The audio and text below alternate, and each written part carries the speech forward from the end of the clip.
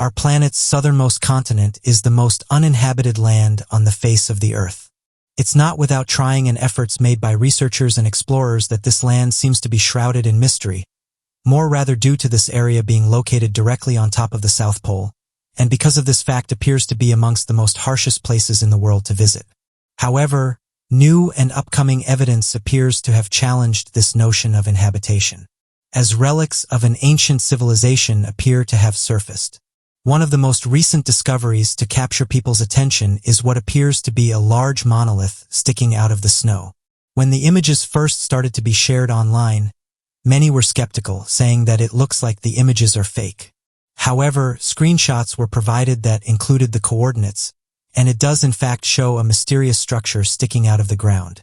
The monolith was found close to the Debnam Islands, a location which can be found on the west side of the Antarctic Peninsula. The images immediately got shared to various online groups, with people giving their opinions on what they thought the object was. Many people were confused about how a large structure like this could appear in such a remote location, saying that with most of these other monoliths they were found in places that had easy access. But this one has been found in one of the most remote places on the planet. This person said the following: "So how do you explain this monolith turning up in Antarctica? I can understand how people were saying that some of the others were placed in certain regions by artists, but an artist isn't going to travel all the way to Antarctica and place it there. This is probably the most mysterious monolith that's been discovered." End quote. Others noted that when you zoom in on a structure, you aren't able to view the bottom of it, as a blurred line boxes out. This has only caused out their theories to be put forward for why this has happened. Amateur researchers also said the structure doesn't look similar to the others that have turned up, saying this one looks a lot older than the others that have been found. Researchers that belong to ancient groups that look into strange artifacts found in and around Antarctica. I've said that this one looks ancient and doesn't have the shine that the others had. As with most of these discoveries, it's hard to track down evidence of who first discovered it and what's going to happen to it. But ancient theorists have said it's likely we won't hear about the structure again, with one person saying the following: "Whenever these types of discoveries are made, they usually disappear from the spotlight pretty soon. I'm not saying it's alien or anything like that, but it's certainly interesting. I would love to see close-up images of this thing, and also a close-up of its base. I'm not sure why there's a blurred line running across it. This doesn't help us come up with an answer for what this thing is. All it does is make people put forward more out there theories for what is here. It's a cool discovery, but the sad truth is that it's very unlikely we'll get an answer for what this thing is." End quote. Could this discovery be proof that going back many years ago, a much more powerful advanced civilization with the means of producing such megalithic structures could have inhabited the region long before humans discovered its existence in the first place? An interesting fact to take into consideration is the history of this region. What many people do not know is that Antarctica was once a lush green and dense forest, with a population to match long before it became the wasteland it's most notably known as today. Evidence of this can be found when looking at a team of archaeologists and researchers that led an expedition in Antarctica on November of 2016, that lasted for several months ending on January of 2017. The team found incredible evidence of lush forests in the region after locating and identifying a large amount of fossil fragments. This was from ancient trees that dated as far back as 260 million years. Interestingly, this timeline correlates with one very important event in the past, the Permian period, also known as the greatest mass extinction event in the history of the world. It's interesting then to consider this idea that roughly 216 million years ago, the continent of Antarctica would have been a densely populated lush green forest with a tremendous variation in wildlife and ecosystems. A professor at the University of Wisconsin known as Dr. Gobranson argues that the continent as a whole would have been much warmer and even more humid than many areas today. In fact, he has overwhelming evidence that the area would have been closer in resemblance to the forests of present-day Siberia, a place today with a thriving population, vast resources, and a stable economy. Researchers have said that if any relics are found, then it is without doubt evidence of a past advanced civilization. However, they have said that these structures wouldn't have been created by modern humans, but rather an advanced race yet to be discovered, and that could be buried underneath the ice, waiting to be discovered. Amateur researchers have also said that if you spend long enough looking around the deep crevices in Antarctica, you will likely find evidence of what appears to be unidentified flying objects. Now, it's important to note that scientists and researchers have said that what people have seen is just ice, and in some cases, pareidolia. But those who have spent countless hours looking into these reports have said this isn't what's being seen. Taking a look at these strange structures, these researchers have said it's fairly obvious that they hold many characteristics with sightings of commonly reported unidentified flying objects. So what do you make of this recent discovery that's just been made in Antarctica? Do you think it shows a monolith? If not, what do you think this large structure is? Also, do you think that Antarctica could have been home to an ancient civilization millions of years ago? Automation technology was first introduced by Nikola Tesla in 1891, when he unveiled his wirelessly controlled boat at the Electrical Exposition at Madison Square Garden. Ever since then, humans have strived to explore the many ways in which we can use automation to make our lives easier, bring us closer together, and understand what it really means to be human in an increasingly technological world. It wasn't until Isaac Asimov first coined the term robotics in 1941 that we realized that automation technology, artificial intelligence, and mechanics could be used to create a new kind of humanity, one entirely automated to work for us and alongside us. Fast forward to 1967. The world's first life-size humanoid robot was created by Waseda University. A new dawn had broken, and the melding of technology and humanity was finally actualized for all to see. But what does this mean for native humankind? If we can create robots that look like us, work like us, speak like us, and interact like us, then how long will it be until we no longer understand what it truly is to be human? So today, we'll be taking a look at the ways in which robots are used in society. What are humanoid robots? According to Malachi Eaton, computer science and information system lecturer for the University of Limerick, the study of humanoid robots is concerned with autonomous human-like robots that mimic the body or aspects of the sensory, processing, and motor function of humans to a greater or lesser degree.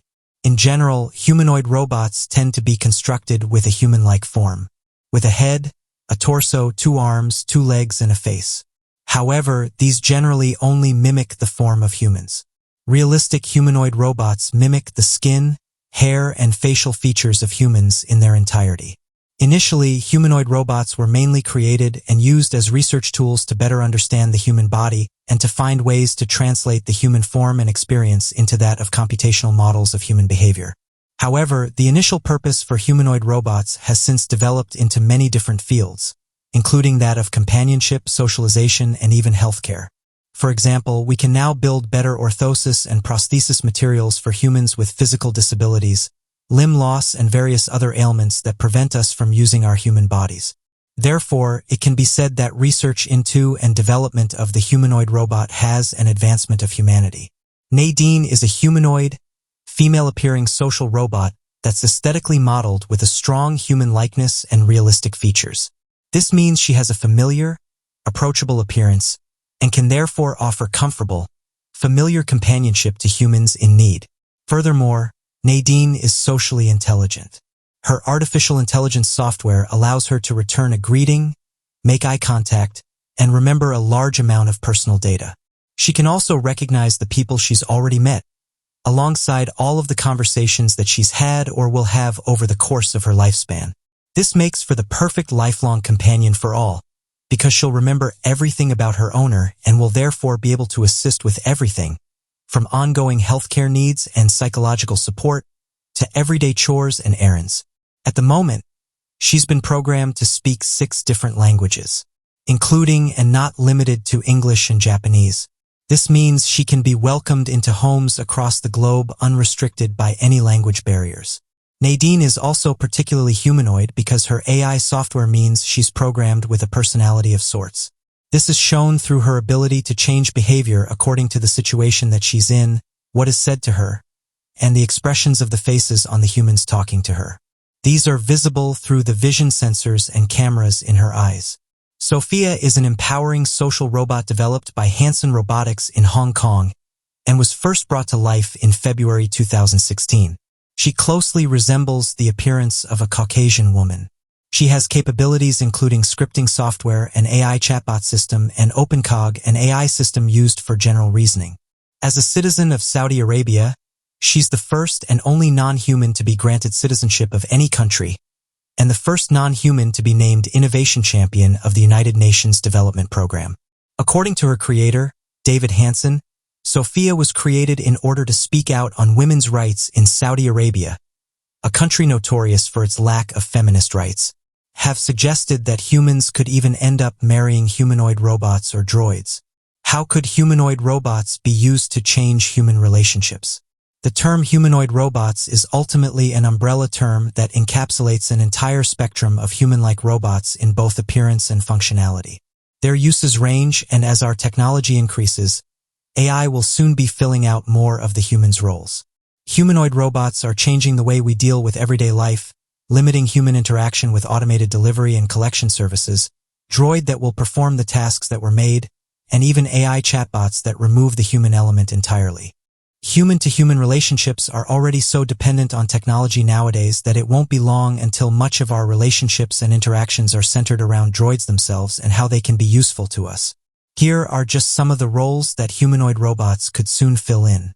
Personal assistants. Recent research and developments into the software that humanoid robots run on have shown they can be used to assist humans with menial, everyday tasks such as chores around the house, running errands, and personal administration.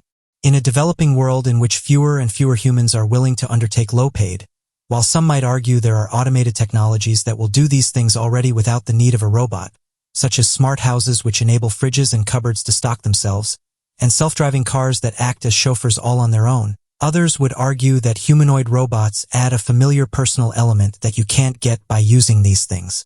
You can talk to your robot, develop a bond, and have the lifelong companion that a lot of people struggle with. With AI, they can be programmed to suit each individual person with personalized responses, intelligent conversations, and a detailed database of everything personal to the owner. Humanoid robots are the perfect tool to use for personal assistance because they can be personalized to every individual. For example, the Lynx robot is the most advanced personal assistant robot on Amazon, and since it's Amazon's own robot, it comes with Alexa enabled and is compatible with any Alexa home device. Therefore, it's ideal for household chores that involve smart home technology and automation. Lynx is versatile and entirely autonomous, serving as either a general personal assistant, a mentor, a friend, or a companion. Healthcare assistants or carers. Humanoid robots can also be used in healthcare, particularly to assist the elderly, the physically or mentally disabled, or anyone with particular medical or psychological needs. Studies have shown that when robots have a familiar, human-like appearance, people tend to feel more inclined to form a bond with them. The typical mechanical exterior-looking robot can be scary and rather unpleasant looking. Whilst they know it's not another actual human, the humanoid appearance puts people at ease and enables relaxed compatibility. Most consumer humanoid robots can be customized to have the appearance of a loved one or a friend. This is particularly useful in cases of loss and the subsequent resulting grief. If someone has lost a loved one, they could hypothetically purchase a humanoid robot and have it customized to look and speak like a loved one. They can provide emotional support in this case by offering advice, acknowledging difficult emotions, and by mimicking the caregiving responses of an actual human. Teaching and mentoring. While Nadine and other social robots like her are not yet commercially available, they're hoped that they could one day appear in offices, classrooms, and nurseries across the world. They can assist children with special needs, read stories, access a wide variety of educational resources online, offer advice, and communicate with other members of the child's family. This makes them ideal for a classroom environment and many more roles beyond. Romance. Human relationships have changed dramatically over time, from a traditional inevitability and show of status to something entirely personal to each human. Nowadays, we don't see relationships under the same rigid gaze. We still have the traditional monogamous partnerships, but now we have thriving polygamous parties, casual encounters are more widely accepted, and in some cases, humans are opting out of human-human relationships entirely. With the world falling to pieces around us and an ongoing epidemic keeping us isolated in our homes, more and more people are turning to anatomical objects and toys to keep them stimulated and fulfilled, while they can't experience actual human contact. Pleasure dolls have been around since they were first advertised in magazines in 1968, but these were always lacking in animation and that sense of realism. Up until recently, pleasure robots were mainly just fleshed-out blow-up dolls with more realistic appearances. For example, in 1997, roboticist Matt McCullen constructed silicon mannequins that he dubbed real dolls and claimed were realistic, posable, and life-sized. However, there was widespread criticism about the biological accuracy of his dolls, and the lack of animation has really gone into full swing. As of 2018, several models are being constructed, with AI technology that will allow them to hold stimulating and balanced conversations, remember important data, and simulate various emotions. Some models can be customized using a mobile app to personalize the robot's outfit, personality, and voice to suit the individual user. These pleasure robots have, unsurprisingly, divided critics across the globe due to their connotations and what they could mean for future relationships. Some like David Levy argue that human-robot romantic and pleasure relationships will be beneficial to society because they'll give those that struggle with human relationships a way to feel companionship, bonding, and connection without any of the stress and uncertainty they usually feel. This is particularly advantageous for adults on the autism spectrum or those with social anxiety and low confidence. But have humanoid robots redefined human relationships? When we consider the nature of automation and smart technology, it can be argued that human relationships have definitely changed. We're relying more on technology to interact with each other and spending less time interacting in person. We use our devices for pretty much everything we can. This is eliminating the need for human-to-human interaction. As smart technology becomes normal, it's possible we could end up becoming dependent on these tools and could even forget how to interact with each other in person. Automated delivery services, subscriptions, drone collection and delivery, and other smart features mean you can do all of your errands from home without ever having to interact with another person. This might be beneficial to those with social difficulties in the short term, but in the long run it would be detrimental to our ability to function as social beings. If we don't ever have to interact, we won't need to remember how. We'll forget the norms and social rules, and communication outside of technology could completely collapse. Furthermore, the case of Sophia the robot and her citizenship shows that we've already opened our minds to the idea that human nature stretches beyond having a human body. But when inanimate objects such as these are given rights that some humans aren't granted, it begs the question, who is human and who is not? What makes a human if a robot can be granted rights but a human cannot? The introduction of non-human but human-like, AI-driven machines shows that our idea of what makes each of us human is already in debate.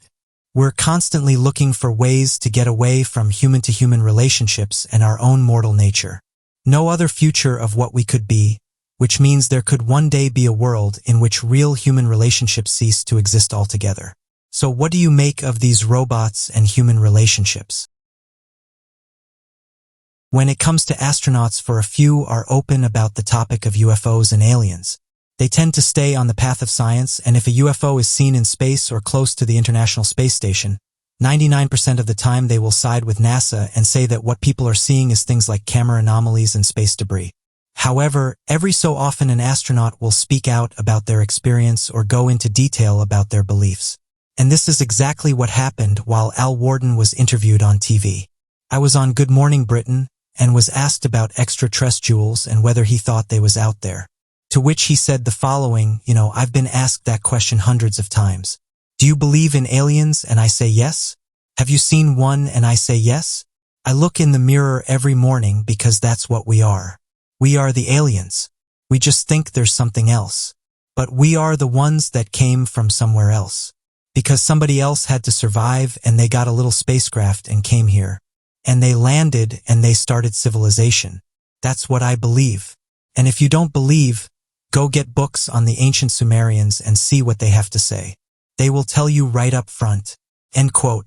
This clip quickly went viral online. People interested in L's beliefs. One person said the following, "It's refreshing to hear an astronaut talk about these kinds of theories. If one thing has been made apparent is that mainstream science wants us to forget about our history. Modern science has almost become the same as religion, in that if you don't blindly follow it and believe what everyone says, you're in the wrong. Many scientific theories are just theories. So when we're talking about our past and how we came to be here, There's nothing wrong with putting forward more out there theories and trying to decode what our ancient ancestors were describing." End quote. The ancient Sumerians have long interested those who have looked into human history. The ancient Sumerians recorded in detail much of human history. And one of the reasons why people are so fascinated in this civilization is because back then all they could do is record things in writings. Archaeologists and researchers using these drawings to help them understand what was going on during these times. One place that often has these drawings is that of ancient cave systems. Inside, these researchers have found different drawings that depict extinct animals. This in turn helps us piece together what ancient animals ancient humans would have come into contact with. However, there's various places across our planet that depict strange-looking beings. And amateur researchers said they drew what they saw. These ancient carvings are some of the best evidence to suggest that ancient humans may have been visited by something otherworldly. The ancient Sumerian civilization is regarded as perhaps one of the oldest civilizations of humanity and could very well have been among one of the first. Despite their significance in the history of civilization, not much is known about their civilizations and cultures in the modern day, with many artifacts of their ancient cities completely lost to time. One of the biggest mysteries of the ancient Sumerian culture appears to be that of the inspiration and tale of the mysterious creation myth that's led to the formation of a number of groups to have formed in recent years after these ancient scriptures have been aptly uncovered and translated. The reason for the formation of these groups is due to the fact that there appears to be overwhelming truth that an advanced extraterrestrial species may have made contact with the ancient Sumerian civilization and helped intervene and manipulate their evolution. According to the ancient Sumerians, their oldest scriptures tell of the earth being inhabited by human-like gods that come from the stars referred to as the Anunnaki. These Anunnaki made attempts to make the world habitable, and quickly began to toil the soil and mine the world for minerals that could be used. After a while, the gods referred to their labor as too great and refused to have worked at such an impossible task on their own. This led to one of the gods proposing to create human beings that could be made in their likeness using the body of another god of whom they could force to work to gather minerals and toil the ground. Originally, the humans that had been created were unable to reproduce and have children, as the gods were fearful of their multiplying. However, this quickly changed after two gods granted humans the ability to reproduce, allowing them to also leave the Eden they inhabited, a land that is translated to mean a flat terrain, and quickly went throughout the world. This angered one of the gods, leading to a massive conflict to which one of the gods became the enemy of man, and the other became the ruler of man, and allowed them to be fruitful and multiply over the world. These terms of modification, creation, and the formation of an Eden have left many wondering instead that perhaps these ancient biblical similar accounts are evidence of aliens having genetically created and modified humans as a slave labor force only to be given equal rights and abilities that have slowly evolved. Despite their influence, power, strange myths, and religions, as well as their incredible dominance in the evolution of humanity through these ancient times, it appears that the ancient Sumerian civilization came and went in the same mysterious fashion that this civilization has been shrouded in since its discovery. Though some researchers believe that the ancient Sumerians may have been conquered by the Akkadians, not much is truly known about the ancient civilization, and next to nothing can be gathered as to their origin or their disappearance, leaving humanity to be a species with an unending form of amnesia surrounding our history, creation, and evolution. However, if these mysteries could be uncovered, it could prove to be the last missing piece to the puzzle of the nature of existence itself. So what do you make of Al Warden's comments about the ancient Sumerians and how he thinks we came from another place in the universe?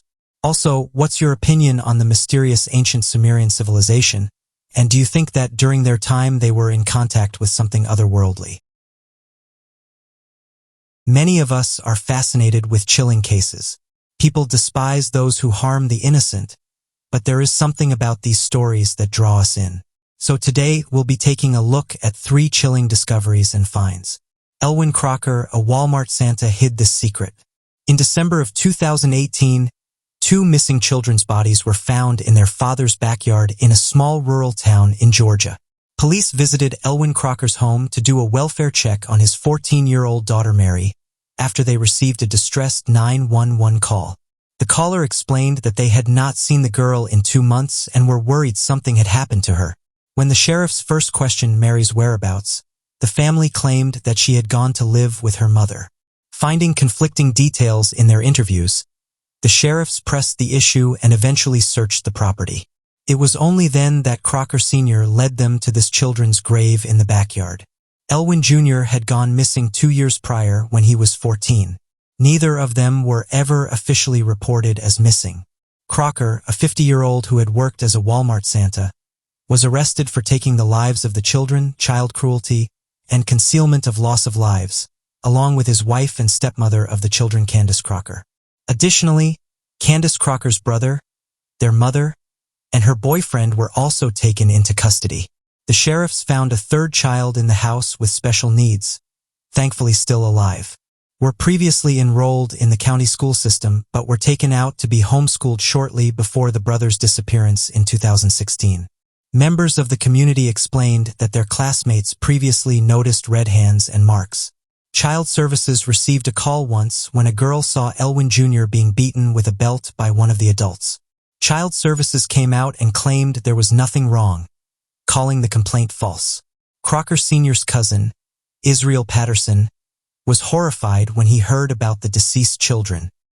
He recounted his estranged cousin's cruel and mistreated childhood at the hands of Crocker's stepfather. Patterson believes there is a curse in the family, as their grandfather's cousin was the notorious Donald Henry Gaskins. The mental and physical treatment Crocker suffered as a young kid transformed him into a vile man himself. Although it remains unknown exactly how the children passed away, investigators learned about the rough treatment the siblings faced over the years. From January 2018 until her disappearance in October 2018, Mary was beaten and starved while locked in a crate. They zip-tied her so she could not move and would give her food containing ingredients like rice vinegar so she couldn't eat it. They would drag the crate into the bathroom and hose her down whenever she needed a bath. 2 years prior, her brother Elwyn had suffered similar treatment. In November 2020, the stepmother Candace accepted a deal and pleaded guilty to maltreatment of the children and covering up their loss of lives. She chose to testify against the others to escape capital punishment. She will receive life in prison without parole. The grandmother's boyfriend also pleaded guilty earlier that year. The others have pleaded not guilty. Will start their trials in February 2021. They are all facing capital punishment. Carla Valpoez's disappearance. Peru is one of the top destinations in the world for many travelers. Machu Picchu, the Nazca Lines, and the Amazon jungle all make up a country of untold beauty and delicious foods that excite every visitor. One such traveler was Carla Valpoez, a 35-year-old American. She had traveled alone to 20 countries by 2018, but never experienced Peru. Her ultimate dream. Carla was legally blind but extensively traveled because she did not want to be limited by her disability. When her friend, Alicia Garcia Steele, went to a wedding in Lima, Peru, in December 2018, Carla jumped on the opportunity and tagged along. Nearing the end of their 2-week trip, she decided to hike Machu Picchu alone, despite concern from her friend. She never returned from that hike. Her friend was nervous about the hike Carla was on and texted her numerous times, begging for an update and notification that she safely arrived at the site. It took 12 hours until Carla finally responding, apologizing for not messaging earlier due to a lack of Wi-Fi. Carla also explained in her texts that she had a big problem to resolve before leaving for home but never told her friend what it was. When she failed to make her flight back home, Alicia Steele reported her missing. Police discovered that she joined a group of Argentinians and Spaniards to hike Huayna Picchu, but returned with them to Cusco after some hours. They all went to dinner together and danced at a club before spending the night in a hostel. Early the next morning, a surveillance camera caught her getting into a cab outside her hostel. She left personal belongings and souvenirs behind, so police assume she intended to return. She ended up taking 2 cabs to get to the village of Paisac. It was there that she vanished. Immediately after receiving news of his daughter's disappearance, Carlos Valpaz flew from Texas to Peru to search for her. The 71-year-old traveled throughout the region, visiting various villages and handing out flyers to everyone. He realized that the locals distrusted the police and were wary of revealing information to lead the investigation. It had taken the authorities a week after she went missing to figure out what camps she took. Her father was the one who discovered the group she spent time with, the backpack she left at the hostel, and the surveillance footage. A pharmacy surveillance camera caught Carla's last known image 1 hour after leaving her hostel. She was walking along the street, heading towards Pisac Archaeological Park. Nearby street vendors confirmed that she asked them for directions to the park that day. The archaeological ruins and terraces sit on a mountainside valley of 4 square kilometers, surrounded by jungle. Police tried to send in rescue teams and dogs but found nothing. They now suspect that she was a victim of foul play. Her mother and brother remain in New York but assisted the father by sending money to receive help. The U.S. State Department will not help the family, claiming they have no jurisdiction to launch investigations in Peru. The officials in Peru, though, say that the U.S. authorities have made no offer to help. It has now been 2 years, and the family still has no answers. They set up a GoFundMe page which has provided her father with the funds to continue his desperate search. The disappearance of Tanash Chitambo. A brother and sister from Bulawayo, Zimbabwe, visited Victoria Falls when the 25-year-old brother went missing. On March 25, 2012, Tanash Chitambo was touring the national park with his sister, Mitchell. In the morning, they explored the rainforest near the Zambezi River, spending a few hours on tour. They then broke for lunch and visited the Shearwater restaurant near the entrance to the park. After their lunch, Tanash decided to head back for a solo tour of the falls, but he never returned. His sister grew worried at his absence and by 2 p.m. chose to notify the local rangers. The rangers immediately jumped into action and set up a search of the forest for him. The national park covers an expanse of 23 square kilometers, and they had no real idea of where he went. Around the same time as the search began, a witness came to the park entrance and told the rangers he had seen a man loitering around the falls and seemed a bit suspicious. It is unclear whether that man was Tanash or not, and the lead eventually went nowhere. The Parks and Wildlife Management Authority set up a broad search of the park with many volunteers but failed to find any clue of his whereabouts. After a week, they ultimately suspended it and sent the search and rescue teams home. They continued the investigation and conducted searches on smaller levels, but had no leads to follow. The waterfalls, river, and dense forest conditions make it extremely difficult, especially after a rainy season. Unfortunately, at least one person passes away at Victoria Falls every year, with many more sustaining injuries. They stand too close to the edge and slip on wet rocks or sit in the water and get swept away by strong surges. The management and investigators claimed they would proceed with the case, but 9 years later his family still has no answer. The authorities never found a body and believed that it might be a case of the man taking his own life. His sister and parents vehemently deny that this was the case, but too much time has passed to ever know for sure. So what do you make of these chilling and horrific discoveries? Over 1 billion users, TikTok is one of the most popular social media apps in the entire world. You might have heard of stars such as Charli D'Amelio or the sudden viral fame that users have gotten on the app. Often it is used for short and fun dancing or lip-sync videos and content that seems innocent, lighthearted, and fun. However, like any social media platform out there is a much darker side to the content.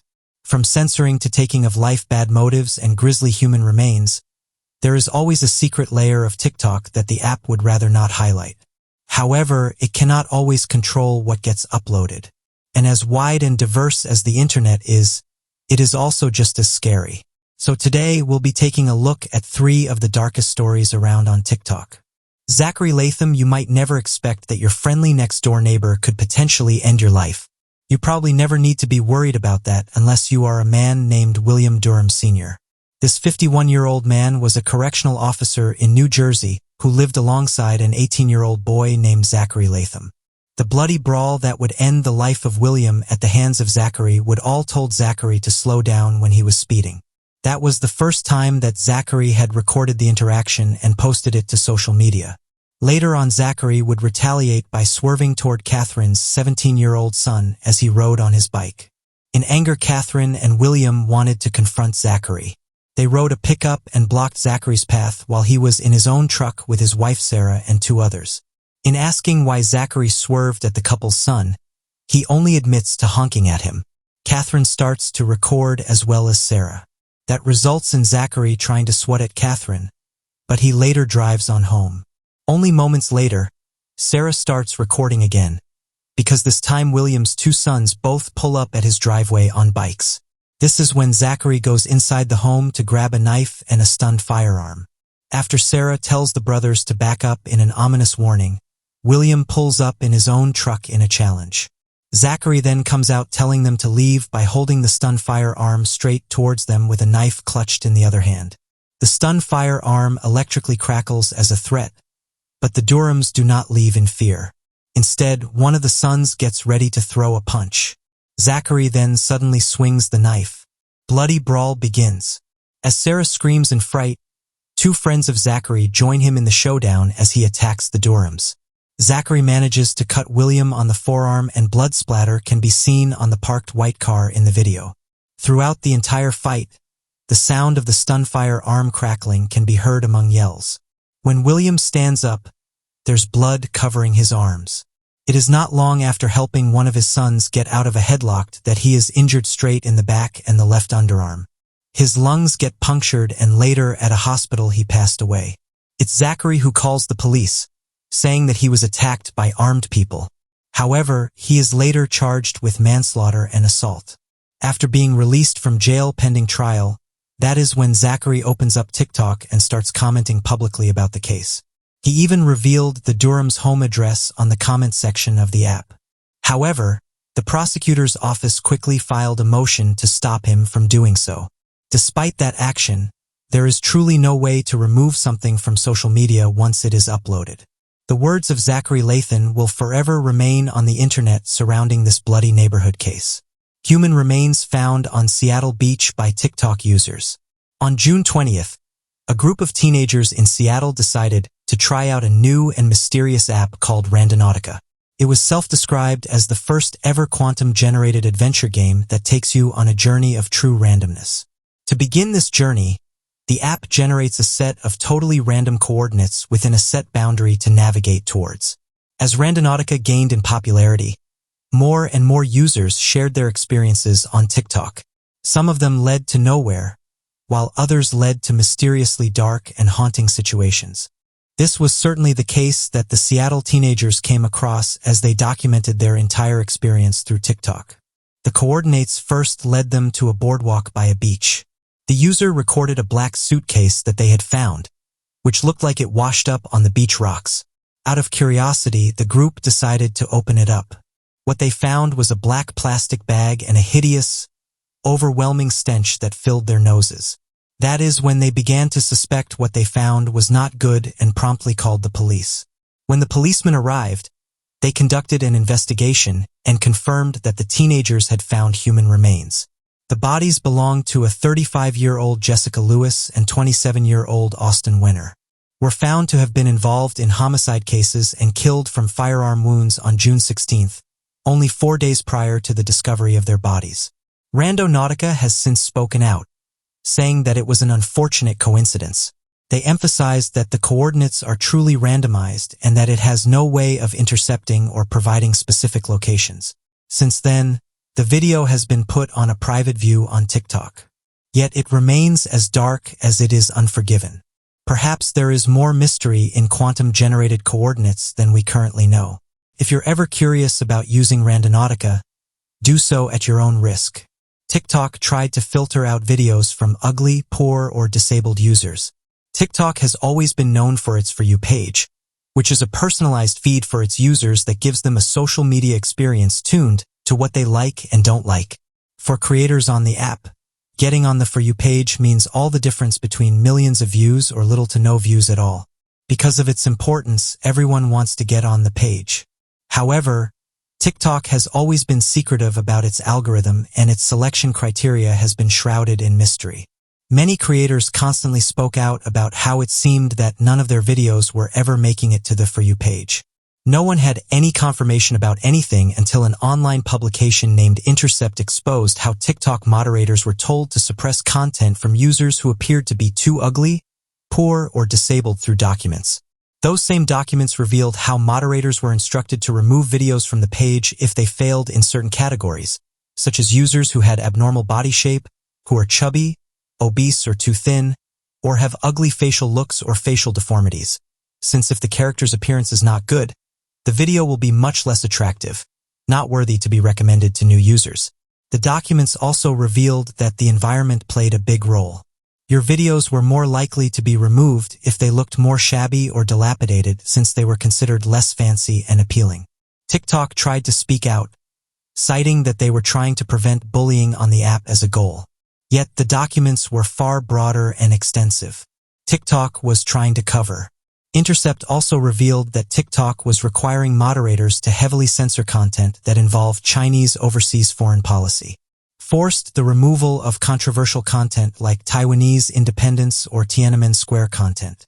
In response, TikTok says that the guidelines Intercept published are no longer in use or have never been in place.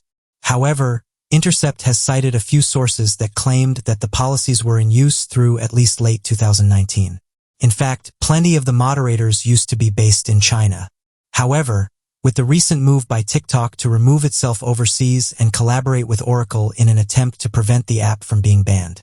Yet, above all, TikTok says it is committed to keeping the app a place of open self-expression and a safe environment for users and creators alike. Even so, with the algorithm of the For You page still kept an unexplained mystery, only time will tell if suppression is still ongoing beneath the screens and smiling faces selected to your feed. What do you make of these 3 darkest stories surrounding TikTok? Clowns are an uncertain subject. While a lot of people enjoy watching them perform at a children's birthday party or maybe in a show at the circus, some are horribly terrified of just looking at an image of a clown. Is it their face painted with bright colors? Is it their weird-looking costume? Or is it simply the way they lie and pretend to be always smiling so big when in reality people know that no one could possibly look happy all the time? So today we'll be taking a look at 3 clown crazes that have happened all around the world. Killer clown shot a woman to death in 1990 in Florida.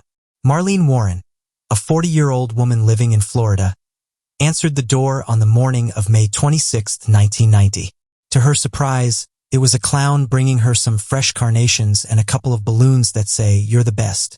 Little did she know that these were going to be her last few moments alive. The clown pulled out a weapon and shot her in the face and then ran away. Marlene's son tried to chase down the fatal clown. She passed away after 2 days of the hospital machines trying to keep her alive. Michael Warren was Marlene's husband. He owned Bargain Motors in West Palm Beach.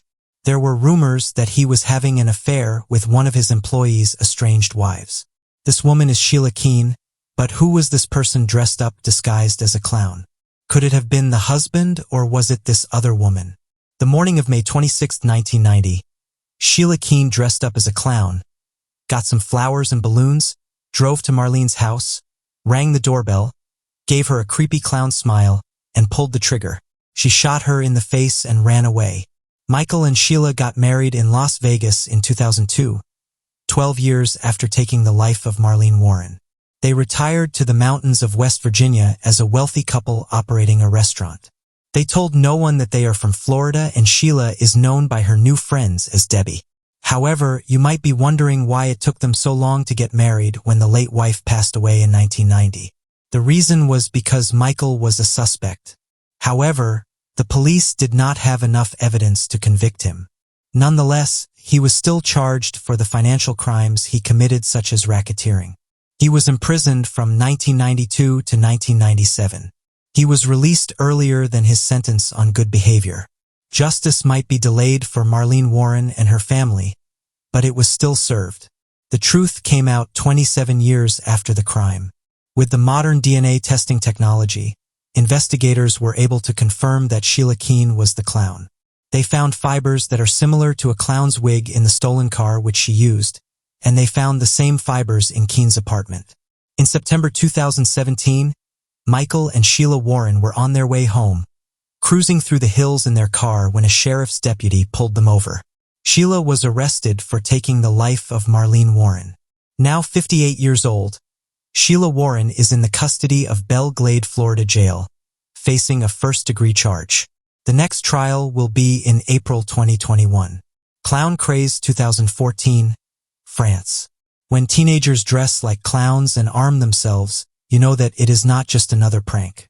It's something else, something that could only be subtly described by the victims as evil and horrific. It was in October of 2014 when a group of 14 teenagers dressed in clown costumes assaulted a passerby in Ardèche, France. Since this instance, the police warned the public of what could be nationwide clown-themed criminality. The police were not wrong. In fact, this clown-related wickedness also reached the US, England, and Spain, but we'll go to that later. You might be wondering what could have sparked this series of almost surreal wrongdoing. Well, your guess is right. When it comes to millennials, the answer is always social media. Apparently, the youngsters got their inspiration from movies. As the trend became more popular, more teenagers had come up with creative ideas to spread criminality while disguised as clowns. Each tweet, each video, each photo uploaded fanned the flames of each other's curiosity and restrained unfriendly behavior, which resulted in what is now known as the clown craze of 2014. In Besançon, a student accidentally cut his own hand with an axe as he tried to defend himself from an armed clown imposter. There were many incidents where the clown imposter has directly assaulted the victim. In Montpellier, an imposter clown and two other men beat and tried to rob a 35-year-old man. The problem had gotten worse to the point that the police had to ban clown costumes not only for Halloween but also for the entire month of November. Real clowns, those who are professionals, innocent, and have no interest in using the image of clowns as a way to inflict fear, reiterates that no real clown would participate in such a craze. They claim that people who started and are perpetrating this terrible trend are in no way real clowns who truly appreciate the craft of being such. Frank Dehy, the national police spokesman at the time, made an appeal to those participating in the craze to stop dressing up as clowns and scaring innocent people. He warned that they should consider the panic they are causing to the public as well as the consequences of their actions that affect their communities and even the entirety of France. The violence of the clown craze got so bad that the president-elect himself had to address the problem.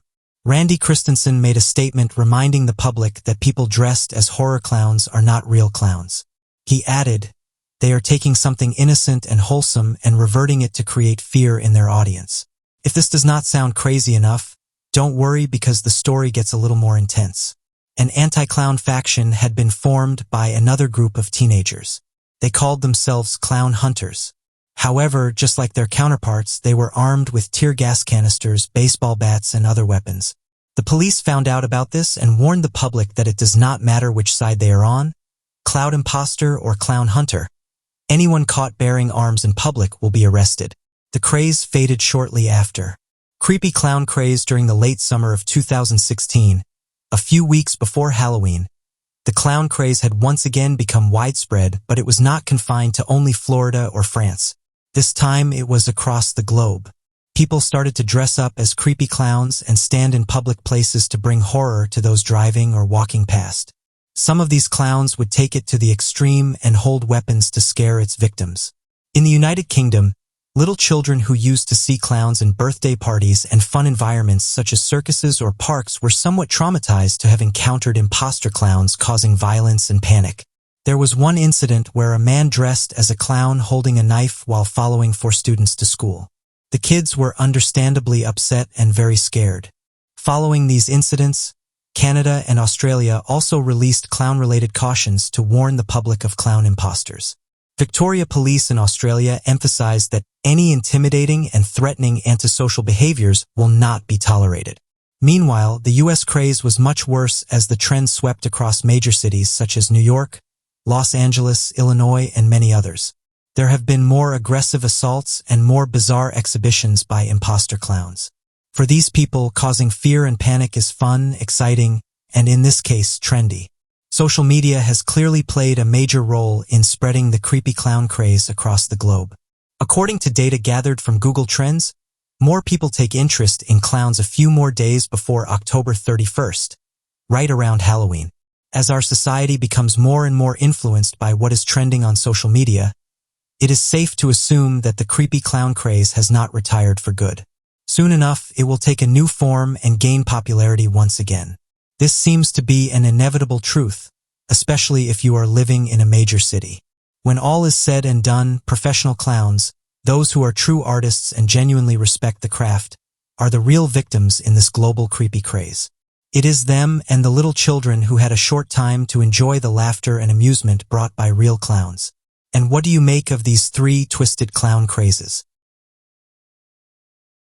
The world is made up of many types of humans with personalities and interests that range all over.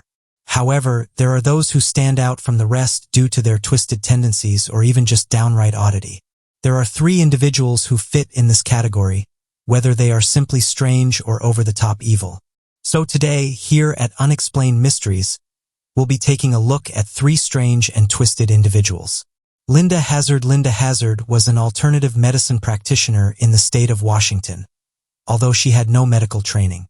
She owned and operated the Wilderness Heights Sanitarium in the beginning of the 20th century, and employed such tenuous and dangerous medical treatments that she was nicknamed the Starvation Doctor, and directly caused many people to lose their lives under her care before she was caught. Her time at Wilderness Heights was riddled with fraud, swindles, and many passings of lives. Hazard claimed that her practices of fasting could cure almost any disease and authored several books attempting to prove this point. Fasting as a remedy was not unheard of, but Hazard took it beyond survivable levels. Although she had no formal medical training, she claimed to have studied under Edward Hukadui, MD, who was famous for promoting fasting as a medical treatment with some success. However, Hazard's implementation of the cure was nothing but fatal. Her patients were forced to subsist on a diet that consisted solely of tomato, asparagus, and orange juice in impossibly meager quantities. In addition, she subjected her patients to daily enemas and violent massages that resembled beatings more than a relaxing remedy. It is unsurprising then that Hazard began experiencing dozens of people passing away among her patients. But she attributed these cases to pre-existing underlying conditions, although Wilderness Heights gained a reputation with the locals who referred to it as Starvation Heights.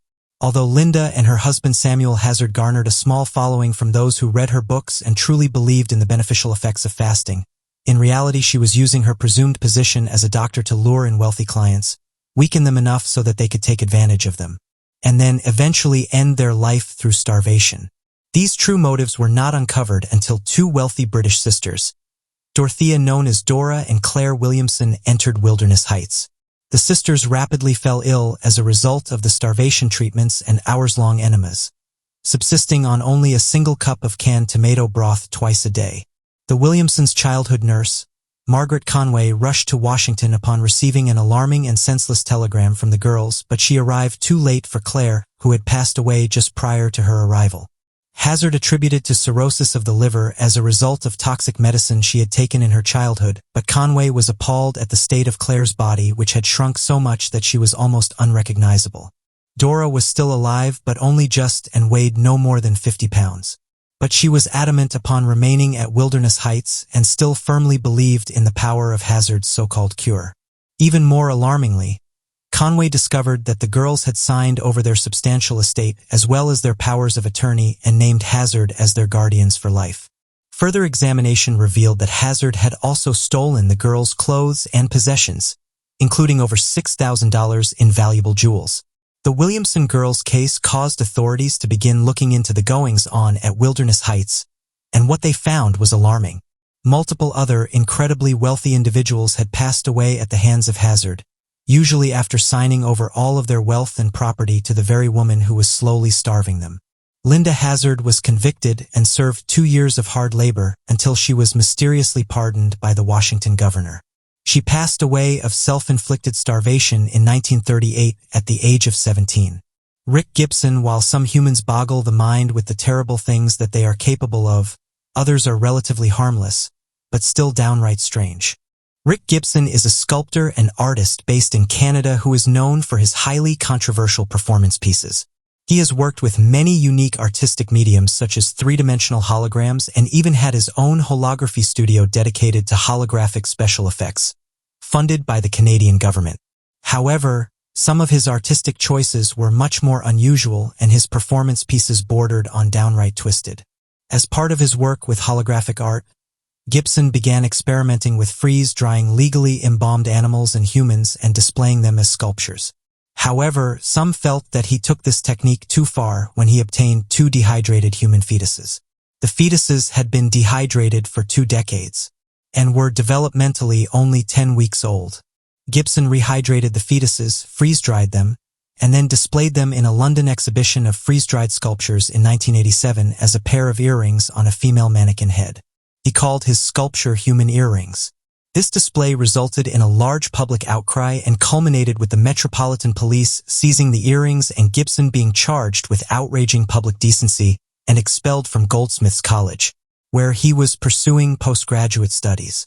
Gibson has also participated in a number of unsettling performance pieces, such as marching on the high street, carrying a sign reading "Wanted legally preserved human limbs and human fetuses," resulting in his arrest and conviction of behavior likely to cause a breach of the peace. He has also stood in front of government buildings, dangling a live rat, and encouraged passers-by to put an end to live insects. His performance pieces culminated with 2 highly controversial incidents. The first involved man eating with him publicly eating human tonsils in London, and then ingesting a human male part on the steps of the Vancouver courthouse. And the second was when he planned to crush a live rat named Sniffy between 2 canvases with a 25-kilogram block, so that the impact would cause Sniffy to leave an imprint on the canvases. Word of this latter exhibition circulated preemptively, and upon arriving at the site of his performance, Gibson was chased up the street by a mob.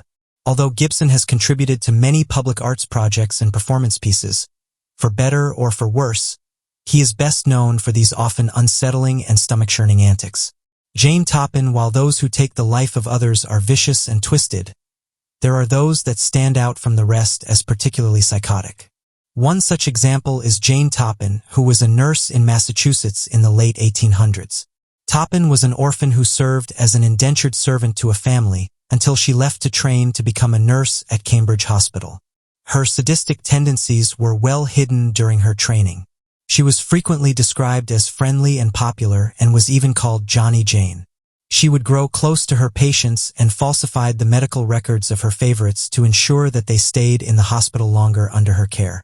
However, she reviled the elderly, feeling that their care was a waste of resources, and this was where she focused most of her cruelty. Toppin experimented on her elderly victims by administering increasing doses of opium and watching them pass away, sometimes crawling into bed with them as they convulsed and took their final breaths. She also poisoned other patients under her care so that they became incredibly sick until she stopped administering the medication, making it look as though she had nursed them back to a miraculous recovery. During her time as a student nurse at the Cambridge Hospital, it is estimated that she took the lives of over a dozen people, until she was eventually fired for administering opiates recklessly. Although her friendly disposition and close ties with her patients kept anyone from suspecting the full extent of her crimes, and she went on to work as a popular private nurse for wealthy families around Boston. However, her crime spree did not stop when she left the hospital. If anything, nursing in wealthy private homes only made her more vicious and harder to detect. She would poison her patients, who were often incredibly sick or elderly, and steal their belongings. Although she was often accused of petty theft, she was never convicted, and nobody suspected that she had taken the lives of her patients. She even began taking the lives of people around her who were not her patients, including her landlord, his wife, and even her own foster sister. She was not caught until she fatally attacked an elderly woman that she had been nursing and then moved in with the woman's husband, Alden Davis. She wasted no time in taking the life of Davis, his sister, and 2 of his daughters, all within a few weeks of moving in. This raised an alarm with the Davis family, who ordered a toxicology report on the bodies, which were found to contain poison. Toppin was immediately arrested and confessed to taking the lives of over 31 individuals. She even pleaded in court that she was totally sane and knew what she was doing when she took the lives of all those people, claiming she did not want to be declared insane because she wanted the chance to eventually be released. Unsurprisingly, she was declared not guilty by reason of insanity and committed to an asylum where she spent the rest of her life. 71% of the Earth's surface is covered with bodies of water. Millions of miles of oceans, billions of species, countless untold stories. So today we'll be taking a look at 3 submarines that disappeared. The mystery of the USS Scorpion. The USS Scorpion was a United States nuclear-powered submarine that launched at the end of 1959. Part of the Skipjack class, a group of submarines with a new teardrop hull and reactor, it began its service with the U.S. Navy in 1960.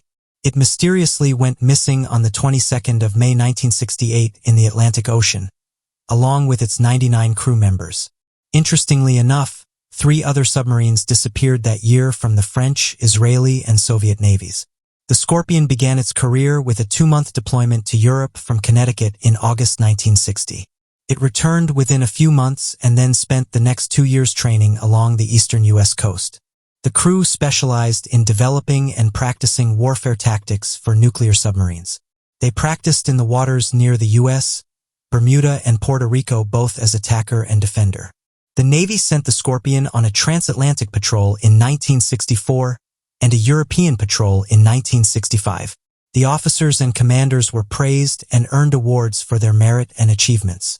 In 1967, the Scorpion was supposed to receive a thorough overhaul. It was to undergo testing and repairs to determine all of its programs functioning.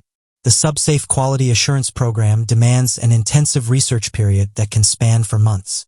However, this was at the height of the Cold War, so there was pressure to cut corners and pass subpar equipment because the Navy feared removing a nuclear submarine out of their waters for too long. Despite its equipment long overdue for repairs and corrections, they reduced the overhaul time and waived their essential requirements to send it back to sea. The Scorpion soon after traveled to the Mediterranean but suffered a few problems with its electrical and refrigeration systems. Now 1968, it was leaving Spain to head home when the Navy ordered it to travel towards Soviet vessels in the Atlantic. And reporting back, as they had a guided missile destroyer and 2 fast nuclear hunter submarines. From midnight 20th of May 1968 to the following midnight of the 21st, the Scorpion attempted to radio their naval station in Spain. The message failed to get through and reached a post in Greece instead, who then forwarded it. It was short, only stating that they were and conducting surveillance before heading back to Virginia. The submarine never made it back home and was reported late 6 days after the message. The Navy sent out searches but declared it lost within a month.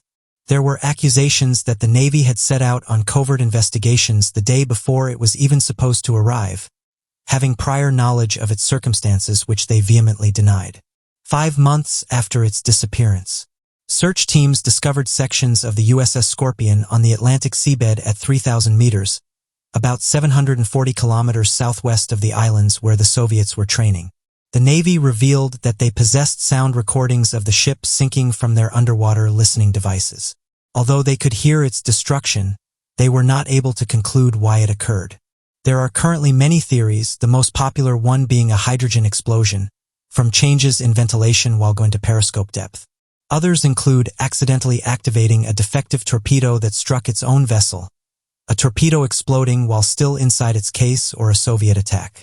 The Navy's investigations are inconclusive, but they repeatedly visit the Scorpion to measure and observe any uranium leaking and consequent environmental impacts. The disappearance of the Chakouf, serving as the largest French Navy cruiser submarine during World War II, the Chakouf was designed to be at sea for long periods away from military bases and facilities.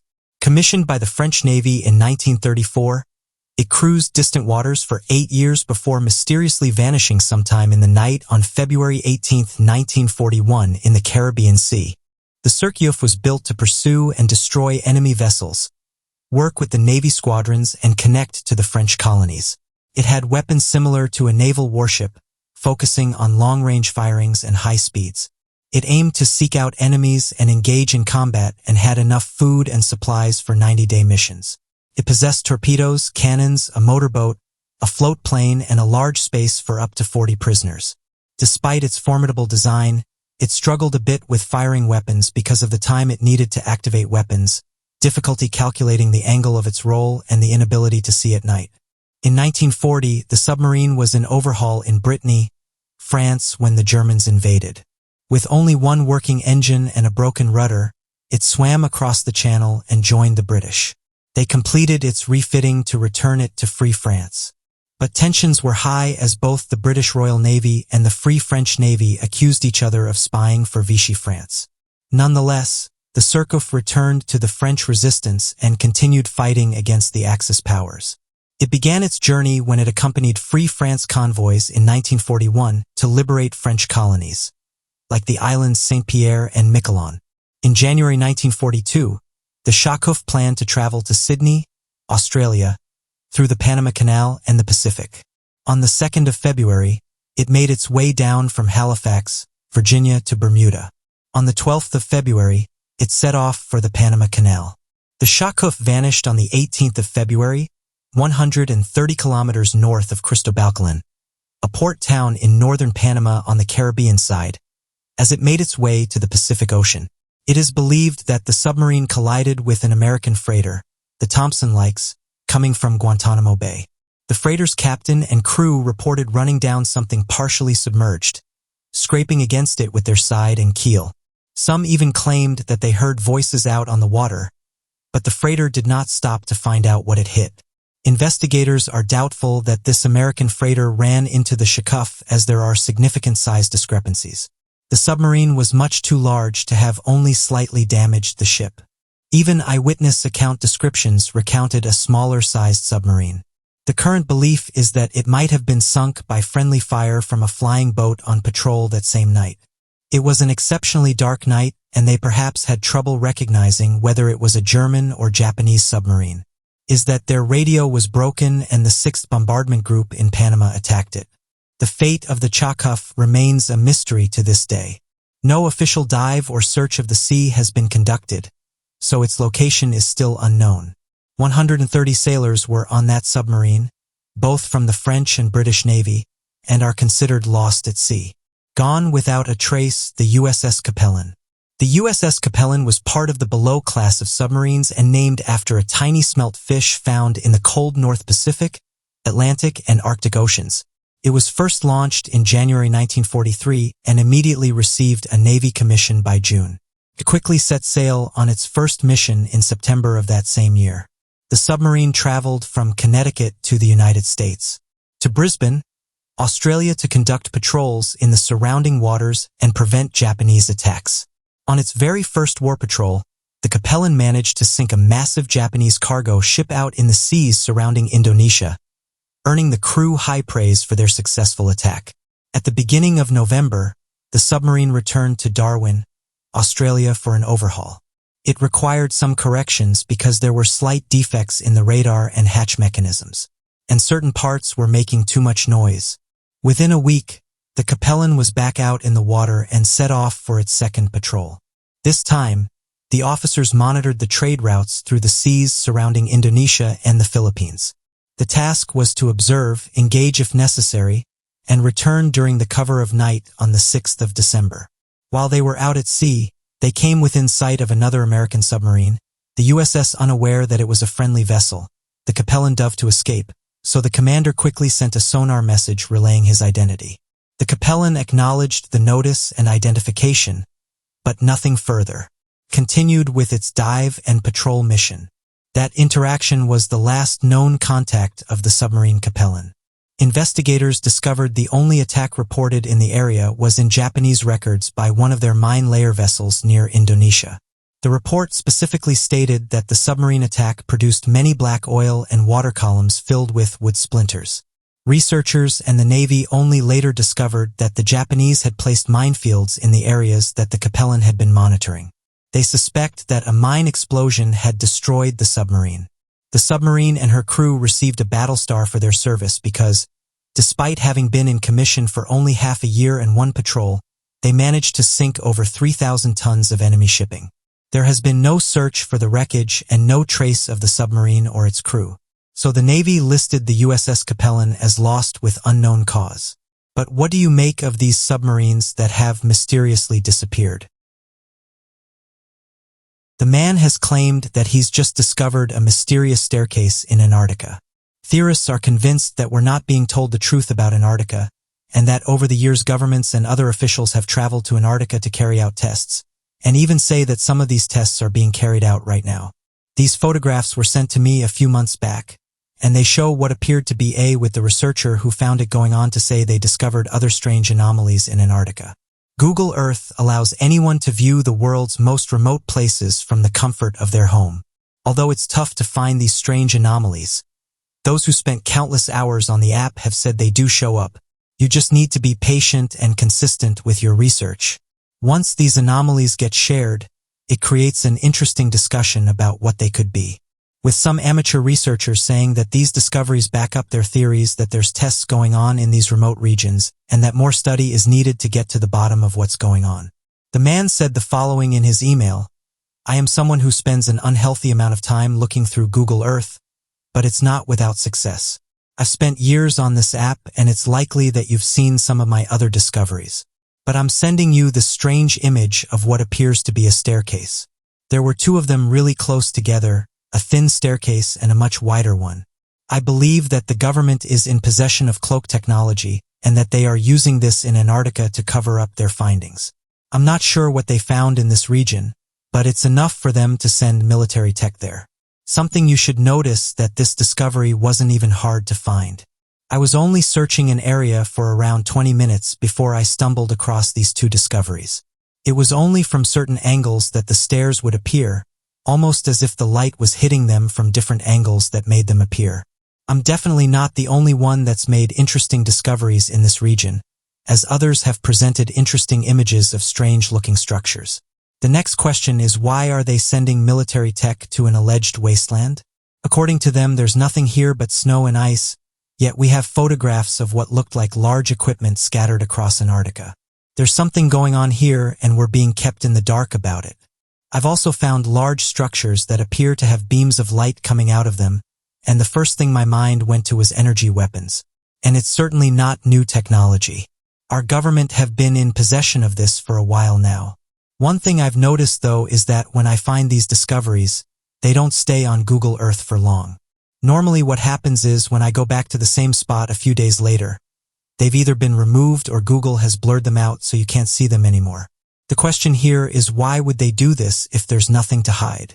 If these are just anomalies or reflections, why go through the effort of blurring them out? End quote. I'm not sure if these images have been shared to other people, but I haven't been able to find them anywhere else. From first looking at them, they do appear to show what look like stairs, but one of the problems with these types of images is that officials pretty much always overlook them, saying that they are caused by natural phenomena, pareidolia, or just camera anomalies. However, this doesn't explain that when these images are shared around, the area where they were originally found gets blurred out. This isn't the only strange discovery that's been made in Antarctica. Various UFO sites have claimed that a UFO crashed into the Antarctic snow, and that it can be seen surrounded by tanks. When the photographs were shared, people started to give their opinions on what they thought the object was. Some claim that the object in the snow is different to the tanks that can be seen next to it, and that it does look like the tanks were sent there to investigate what's going on. The object looks to be disc in shape, and one thing that's confused those who have seen the images is the presence of the tanks, with some saying that if the tanks weren't there, this could be ruled out as perhaps a piece of snow or ice. But due to them being there, it adds an air of mystery. Some went on to say that at the end of the skid you can see an unidentified flying object, and that again it does look to be disc in shape. For years there's been rumors that UFOs have been discovered embedded in the ice at Antarctica, and that this is one of the reasons why there's a lot of activity going on down there. UFO researchers have gone on to say that the high military presence here comes down to there being a lot of UFO sightings in the area, saying that bases were built purely to investigate these sorts of claims. As of right now, though, the government has never admitted to finding UFOs in Antarctica, and say that any claims of there being UFOs in this region is just stories. When people zoomed in on the supposed tanks, though, some noted that you couldn't see any tire tracks in the snow and said that due to their weight you would easily be able to see tracks. However, UFO researchers hit back at these claims and said that a small snowstorm could have easily covered them up, saying that it would only take a few hours for the tracks to be hidden underneath a new batch of snow. One UFO researcher said the following about the objects: "I think that it measures at least 200 feet in diameter. It could be even more looking at it compared to the tanks. There's a reason why those tanks are there, and I think they're collecting this UFO.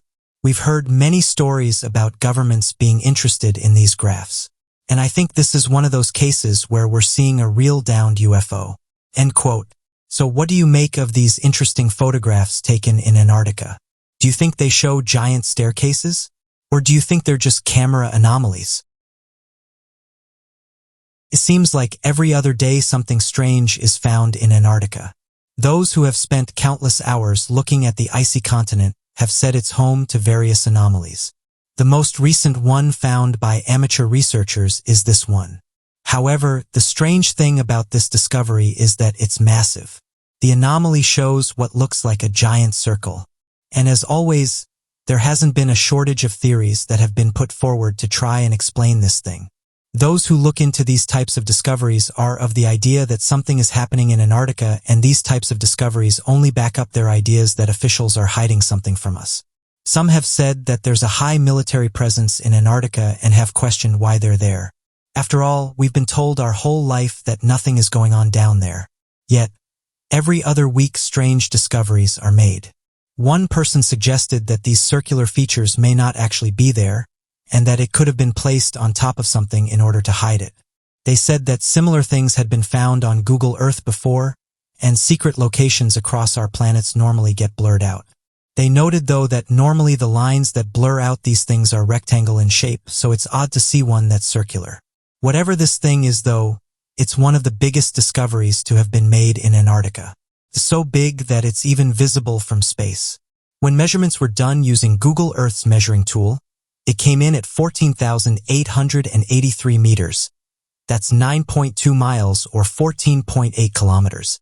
As of right now, amateur researchers are saying this is the biggest discovery that's been made in Antarctica. When these types of finds get shared, the majority of people think that something is happening underneath the structure itself. And these are placed here in order to stop the public from seeing. I showed a few people this image who look into these types of anomalies, and this was their response. This thing is huge. I know Google Earth does sometimes have glitches, but I don't think this is what we're looking at. My guess is that something is going on in this region of Antarctica, and they don't want people looking in on what they're doing. There's been cases where people have found strange things, then a few days later they disappear from Google Earth. We know they have the ability to place and hide things from the app. So I'm predicting that whatever this thing is, it will disappear within a few days. As of right now, we can only speculate as to what this thing is and what's underneath it." End quote. Or this person said the following: "I don't really know what to make of this image. Normally when we find these anomalies, they are small and are very difficult to find. However, this one really stands out. You hardly have to zoom in to see it. I personally believe that governments have discovered UFOs and other ancient structures in Antarctica. So perhaps something new was found underneath this circular structure." End quote. Some researchers have said that various countries are aware of these objects, and that certain places on our planet are a hotspot for these crafts. UFO researchers have said that Antarctica is one place that's of particular interest, and it's one of the reasons why there's various government buildings scattered across the continent. Many stories have come from this region, detailing that not only are these objects particularly interested in Antarctica, but some have even been caught by satellites, proving to some that these unidentified flying objects have been visiting this area for years. This has caused various people to search through Google Earth in the hopes of finding something, and in some cases people are able to make some interesting finds. Fueling their beliefs are the alleged pyramids that can be found scattered across the icy continent. Not only does the size of these alleged mountains display the proportions of a perfect pyramid, but some have claimed that even bigger than the pyramids found in Egypt. According to some, this could very well mean that the continent of Antarctica is home to one of the last surviving remnants of an ancient advanced civilization, vastly predating the existence of the human race. Although many would dispel the notion that intelligent life exists elsewhere in our galaxy, there are a number of theorist groups that not only believe that alien life is here, but that such extraterrestrials have already established vast research bases on our planet for the sole purpose of studying the human race like a pack of lab mice. Officials deny this and have said these are mere baseless theories, but as fairly pointed out by amateur researchers, it's not like they've been honest and open with the general public. As history has shown us that they've carried out various experiments on the general public, and the majority of these were actually done without people's knowledge. Over the years, information on a few of these have been released through declassified networks, but as mentioned before, these are only the ones we know about, and for everyone we're aware of, it's likely there's dozens we'll never know about. So when officials say these things aren't happening, are they really the most trustworthy? This is one of the reasons why amateur researchers have carried on with their research in these areas and say that it's not hard to find evidence in this remote location. Although some theorists think they've struck gold and have possibly found evidence of something otherworldly, others have hit back these claims and suggest that what people are finding has nothing to do with UFOs. What these people suggest is that these are everyday objects and likely come from their surroundings. For example, one of the most common things that gets put forward is that what people are seeing is shadows or part of a mountain that's broken off. As of right now, though, UFO researchers have said they will continue their research in the area in the hopes of finding more anomalies, and say that although some of these discoveries have been explained as everyday things like snow and ice, there are some that definitely don't fit in that category. So what do you make of this new discovery made in Antarctica?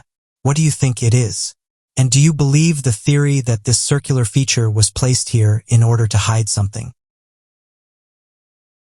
Have we ever found proof of extraterrestrial life? This is a question that many have asked. When many of us think of extraterrestrial life, we go straight to aliens, but technically speaking, life that did not originate on Earth could be considered extraterrestrial. Although many people have come forward with interesting claims of UFOs and aliens, unfortunately, these aren't proof of extraterrestrial life, although some of them have even confused non-believers. NASA and other officials have shown interest in a Martian meteorite that fell to Earth in the Stone Age.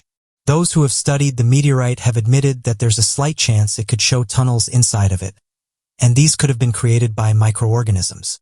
Some came to this conclusion because the markings match those of microorganisms on planet Earth, with one researcher explaining that similar discoveries have been made on Earth, and that the two look very similar. The study was published in the Astrobiology Journal in 2014, but not everyone was in agreement with it being possible proof of microorganisms. Dirk Slotsmakak of Washington State University said the following to Space.com: "As of right now, scientists and researchers who have conducted experiments on the red planet have said they haven't found solid proof of life, but did say that millions of years in the past it could have been habitable." NASA said the following about the microtunnels on their website: "This scanning electron microscope image of a polished thin section of a meteorite from Mars shows tunnels and curved microtunnels. The clay mineral in insight is present in this meteorite, named Yamato 000593, which was found in Antarctica in 2000 and identified as originating from Mars. The scale bar at lower left is 2 microns. Scientists who worked on the meteorite said it was discovered by scientists along with the Japanese Antarctic Research Expedition in 2000, and it was found at the Yamato Glacier in Antarctica. It's believed that it left Mars around 1.3 billion years ago, a time when water on Mars would have been plentiful." Another researcher said the following to Space.com: "The paper isn't really meant to identify if these features were formed from biotic or abiotic means, but rather to discover if these features are actually Martian in origin. We compare this meteorite Yamato, which was discovered in Antarctica, another Martian meteorite Nikala, which fell in Egypt. As of right now, people are still divided as to whether or not these tunnels were created by microorganisms. Amateur researchers have said, though, that with the recent discovery of water, more tests should be carried out to see if there's life on Mars. For the last 2 decades, it's been theorized and suggested that Mars was once a planet similar to our own, with rivers and lakes and a reasonable climate, and that microbial life could have been living there. This is thought to be billions of years ago, though. The question remains, what happened? Whilst there's not really an answer for this at the moment, there is strong evidence to suggest that water is on Mars, through the discoveries of hydrated salts and ascites. However, water in liquid form is yet to be discovered or confirmed. A lot of evidence and research points to the existence of water on Mars, such as the findings of the European Mars Express. This craft, using an advanced radar system known as MARS's, found that Mars's south pole holds a subsurface anomaly that strongly suggests that an entire lake, thought to be around 20 very recent evidence, has found that there are certain places on Mars of which could potentially hold liquid water given the perfect conditions. The reason that ice water is plentiful on Mars, but currently there is no evidence of liquid water, is because Mars' atmosphere is incredibly thin. So as soon as any ice would melt, it would immediately turn to vapor. These specific environments are in the shadows of rocks and could only host liquid water during the midwinter. But nevertheless, it seems a very real possibility. Another interesting resting point is, as referred to earlier, that it's thought that rivers flowed across Mars and that life on a bacterial scale at least was on Mars. But could this go further? Was Mars inhabited by intelligent species? The likely scenario is that without continued safe access to the planet's surface to carry out tests and research, its history will never be known. Finding liquid water on Mars would be incredible. Not only would it prove that it could harbor life if microbes were living within the water, which would be huge, but it would also massively increase the chances of humans being able to inhabit Mars. This would be groundbreaking and would usher in a new era of human history. Arguably, the discovery with the most direct impact to us would be water on Mars. As mentioned before, it would be truly amazing, especially as scientists seem to be getting closer and closer to finding liquid water. Perhaps one of the strangest discoveries surrounding that of the Martian planet is the overwhelming evidence that proves that the early life of Mars was in the identical twin to our planet, being completely Earth-like in both its atmosphere, surface, and possible bacterial life. With many researchers accepting the massive amount of gathered evidence surrounding the planet once holding vast oceans and complex bacterial life, there has also been a general acceptance that perhaps Mars also contained another key piece to the puzzle, in terms of having a habitable planet, and this is a large Earth-like atmosphere. Evidence has shown that roughly 450 million years ago, the Martian planet once had a strong electromagnetic field. This was to protect its surface from solar winds similar to that of Earth. However, for some strange reason, this electromagnetic field disappeared and led to the rich Martian atmosphere completely weathering away by solar winds discharging particles that pushed the planet's atmospheric gases away. There are researchers that have argued a number of reasons as to why this has occurred, with some claiming that large asteroids were the cause of the planet's loss of the electromagnetic field, whereas some believe Mars naturally lost its field over time as the rotation of the planet slowed down. So what do you make of these discoveries? Do you think the meteorite that was discovered by the Japanese Antarctic research expedition in 2000 holds proof of life? And do you think these tunnels could have been carved out by ancient life forms? Space is, of course, a vast, unending task to aim to explore, unravel, and understand, and is certainly one that can never be completed. Yet, within our lifetimes, tremendous advancements are being made into our understanding of our neighboring planets, universes, and homes. So today, we'll be taking a look at 3 interesting space discoveries. NASA scientists detect evidence of a parallel universe where time runs backwards. For decades, our TV screens have been riddled with science fiction shows, weaving stories of parallel universes and describing realms filled with time travel and aliens alike. Well, new research as recent as 2020 suggests that these ideas are not quite so far-fetched, as scientists describe actions of particles resembling expectations of parallel universes where both the rules of time and physics appear to be inverted to our own. The idea of a multiverse has not always been confined to our comic books and fictional tales. It has been suggested for numerous years that there is a likelihood of a multiverse existing, and subsequent research that has been conducted for years now has taken this possibility into account. One often cited that has considered the possibility of a parallel universe is quantum mechanics, with the many worlds theory first proposed by American physicist Hugh Everett III in 1957 whilst completing his doctoral thesis at Princeton University. This informed his relative state formulation, which has impacted the field for decades now. Whilst undeniably influential, the impact of the many worlds interpretation has not been isolated nor uncontested. By any means, at the time of publication by Everett, the leading, dominating, and ultimately competing theory was the Copenhagen interpretation, a wider explanation of quantum physics with a much broader meaning and more contradictory ideas within it. Even today, the Copenhagen interpretation dominates the discourse and discussions of quantum mechanics. Or will that change with this new 2020 discovery? Appears to have discovered particles that many scientists have suggested are from a universe, world, or realm that is parallel to our own. If a universe of this nature genuinely exists, current theories suggest that its formation likely coincides with our own, being born via the Big Bang. These leading field experts used apparatus described as a giant balloon to move NASA's Antarctic Impulsive Transient Antenna, also known as ANITA, to above Antarctica. Antarctica made for an ideal location for the employment of this technology, as the environmental factors, including dry air and a distinct lack of radio noise, left few extraneous variables to distort and corrupt the data and findings. We discovered here that Earth has a consistent arrival of high-energy particles entering our atmosphere from outer space. It has been well established that low-energy particles, known as subatomic neutrinos with a mass nearing zero, are able to pass through Earth with ease.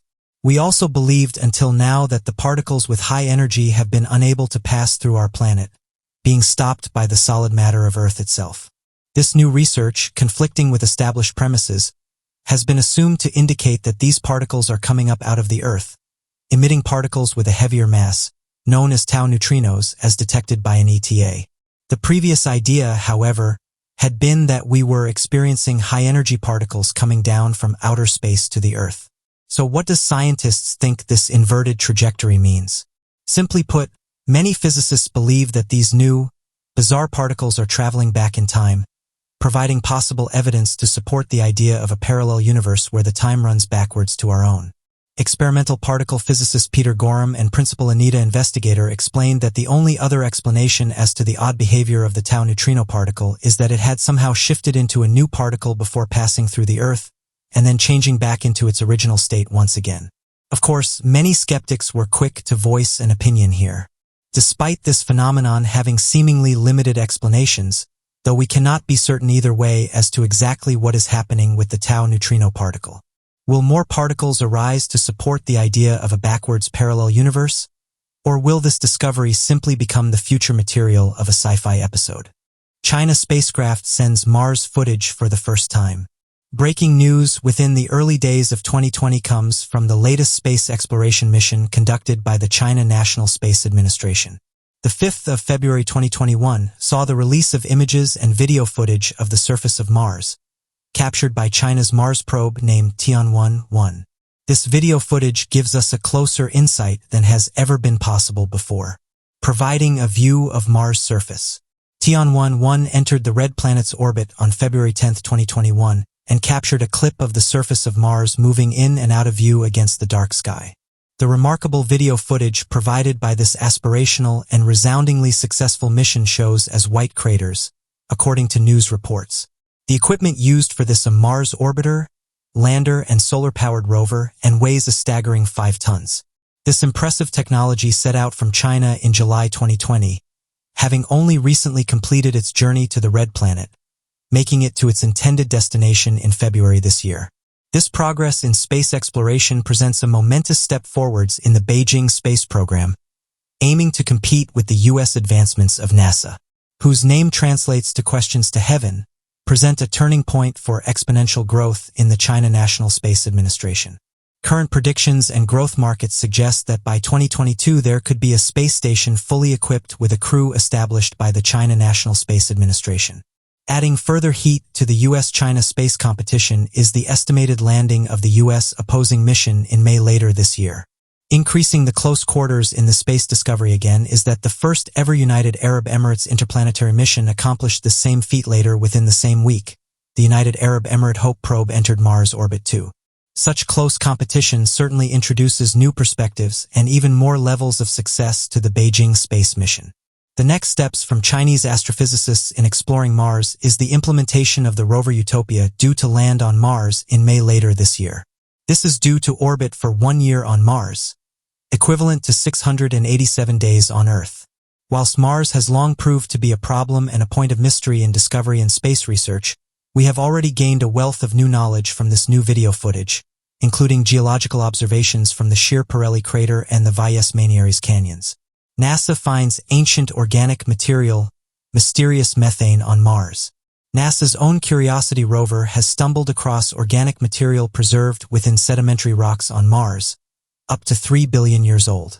Whilst many people hear organic molecules and assume this equates to life and biological sustainability, NASA has been quick to disclaim that whilst this is exciting, this is not the only possible explanation. The molecules found on Mars certainly contain carbon and hydrogen, with the likely possibility of accompanying elements such as oxygen and nitrogen yet to be found. Associate Administrator for the Science Mission Directorate at NASA headquarters, Thomas Zabukin stated, with these new findings, Mars is telling us to stay the course and keep searching for evidence of life. Whilst we may not have concrete evidence that Mars has hosted life, we have enough material to speculate and not entirely dismiss the idea that there may once have been life on Mars supported by the now ancient organic material. Another NASA researcher, Jen Eganbrode, explains that this organic material could simply record and document ancient life, may have even been a food source for life or even existed entirely independently of life. Most importantly, however, she stresses that this is an insightful and promising discovery regardless as to which category this finding does fall into, as it tells us new information regarding the planetary conditions and processes all informed by the chemical compositions found. Today we can determine that Mars can no longer support life, though this discovery of organic material reminds us that in the past Mars once had environmental conditions and a climate that could facilitate liquid water, meaning life could theoretically survive. However, this discovery does not end here. Scientists have also discovered a fluctuation in methane levels in the atmosphere of Mars dependent upon each season.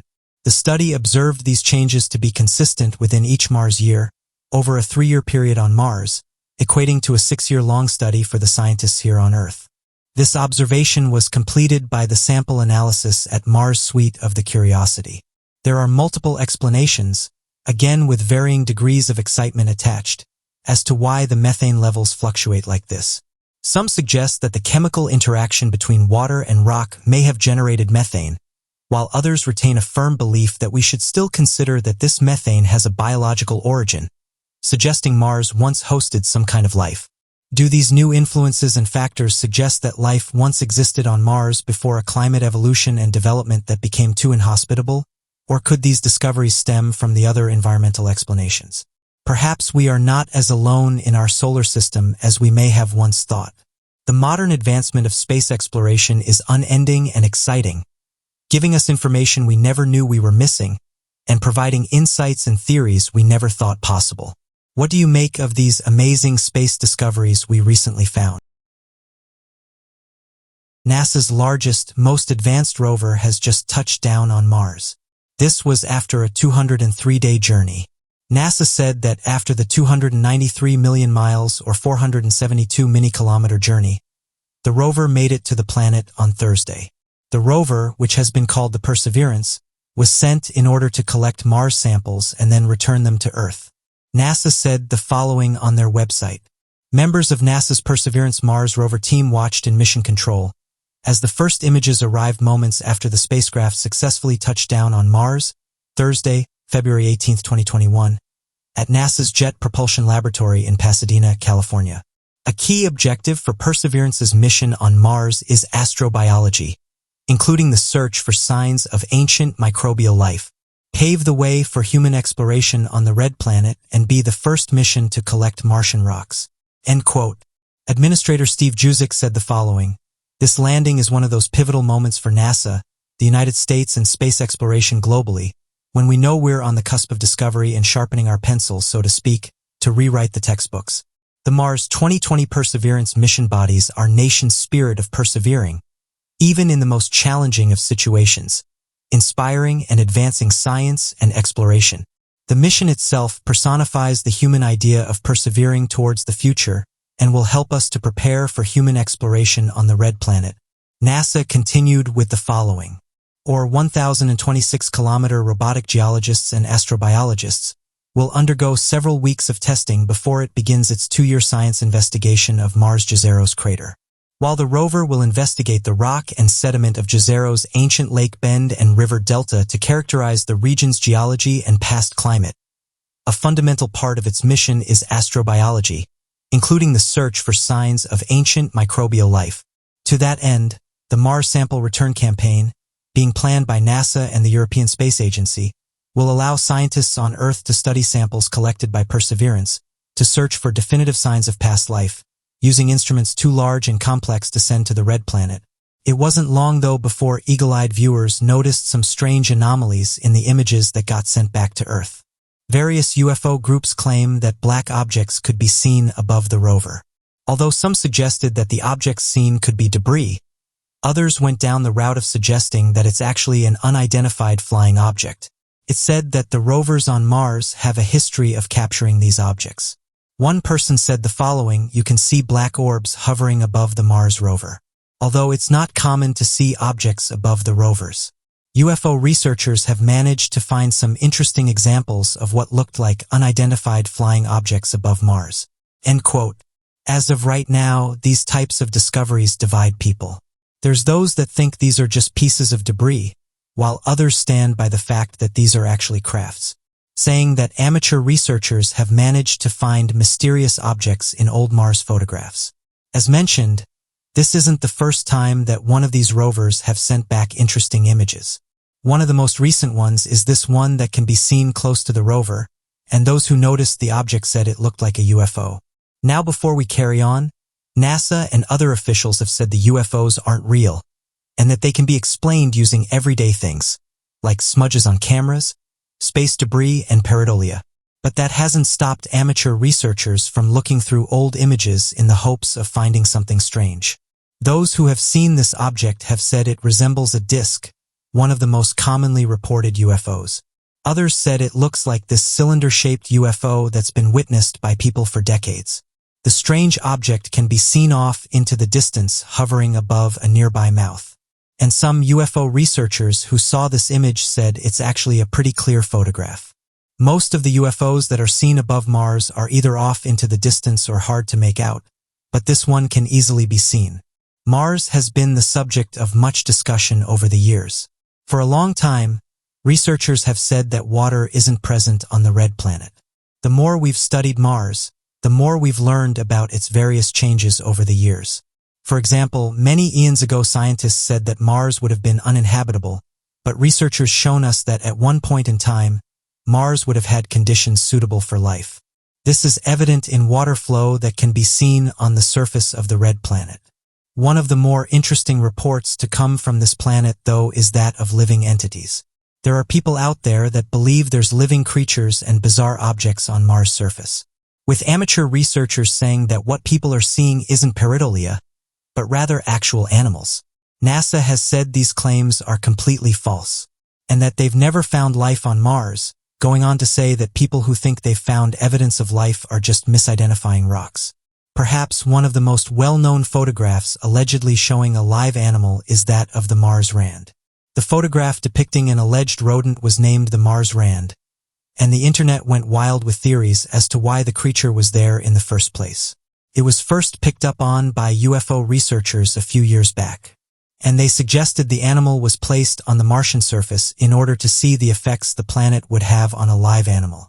However, Joy Crisp, who was the Curiosity's deputy project scientist of NASA's Jet Propulsion Laboratory, said the following at the time: clearly, it results from a lot of things like wind erosion and mechanical abrasion and breakdown chemical weathering of the rocks, and this is why you get these weird shames. End quote. So what do you make of these recent photographs taken above Mars? Do you agree with amateur researchers in that they show unidentified flying objects? Or do you think the people are just misidentifying smudges on the camera? Also, do you think there's ever been life on Mars? With a new batch of photographs being sent back to Earth via NASA's new Perseverance rover, amateur researchers have been coming through them, and some have said they found some interesting anomalies. There's some that believe that Mars was once a planet that hosted life. Although NASA and other space agencies have said this isn't true and that they've never found evidence to back up these claims, amateur researchers have said they've discovered artifacts on the red planet, and they look similar to things like crafts and buildings. It's these finds that have led some to spending countless hours in the hopes of finding something, and someone has claimed they found something interesting in one of the photographs sent back by the new Perseverance rover. This person said that in the background of this image you can see what looks like a silver disc, noting that whatever this thing is, it stands out against the backdrop of Mars. This image was sent to me by a man called Mars, and he said it had just been posted to various UFO groups. Amateur researchers use these groups as a way of quickly sharing these kinds of photos, and those who saw it said it does look like an unidentified flying object. And before I carry on, as mentioned before, it's important to note that NASA have said they've never found a UFO on Mars, and that these images can be explained using camera anomalies or pareidolia. But that hasn't stopped people from looking through these types of photographs in the hopes of finding something. Those that have seen this image agreed with the poster in that it looks like there's definitely something there, saying that if it's a UFO, how did it get there? One person said the following on one of the groups: "I'm not the person who found this image, but I've seen similar looking ones in the past. There's no denying that this object looks like a disc, and you can even see it reflecting the light. While using the Mars app, I've also found some strange anomalies. I agree that some of these are pareidolia, but there's some that look too real for them to be rocks. In my opinion, I don't know how this shiny disk could be a rock. I'd be interested to know if the Perseverance rover has the ability to travel over there and investigate what this thing is." End quote. Or this person said the following: "These missions cost us billions and billions of dollars, and this blurry image is the best thing we're able to capture. Why does it seem that rovers have the worst cameras attached to them? They also seem to blur out certain areas on Mars that they don't want people to see. Why can't we get a decent photograph of Mars? Why do they always have that horrible orange-red filter over them?" One of the funny things about this is that NASA have even admitted on their website that they place a filter on the photographs that make them look red. The thing is, when you edit these photographs back to neutral, there's so many more anomalies that you're able to pick up on. It makes you wonder if that's the reason they do it. End quote. However, UFO researchers said that seeing unidentified flying objects above Mars isn't anything new. And various photographs have been presented in the past which show different shaped objects hovering above the rovers. Some of the most commonly shaped objects seen are the triangle, cigar, and disc.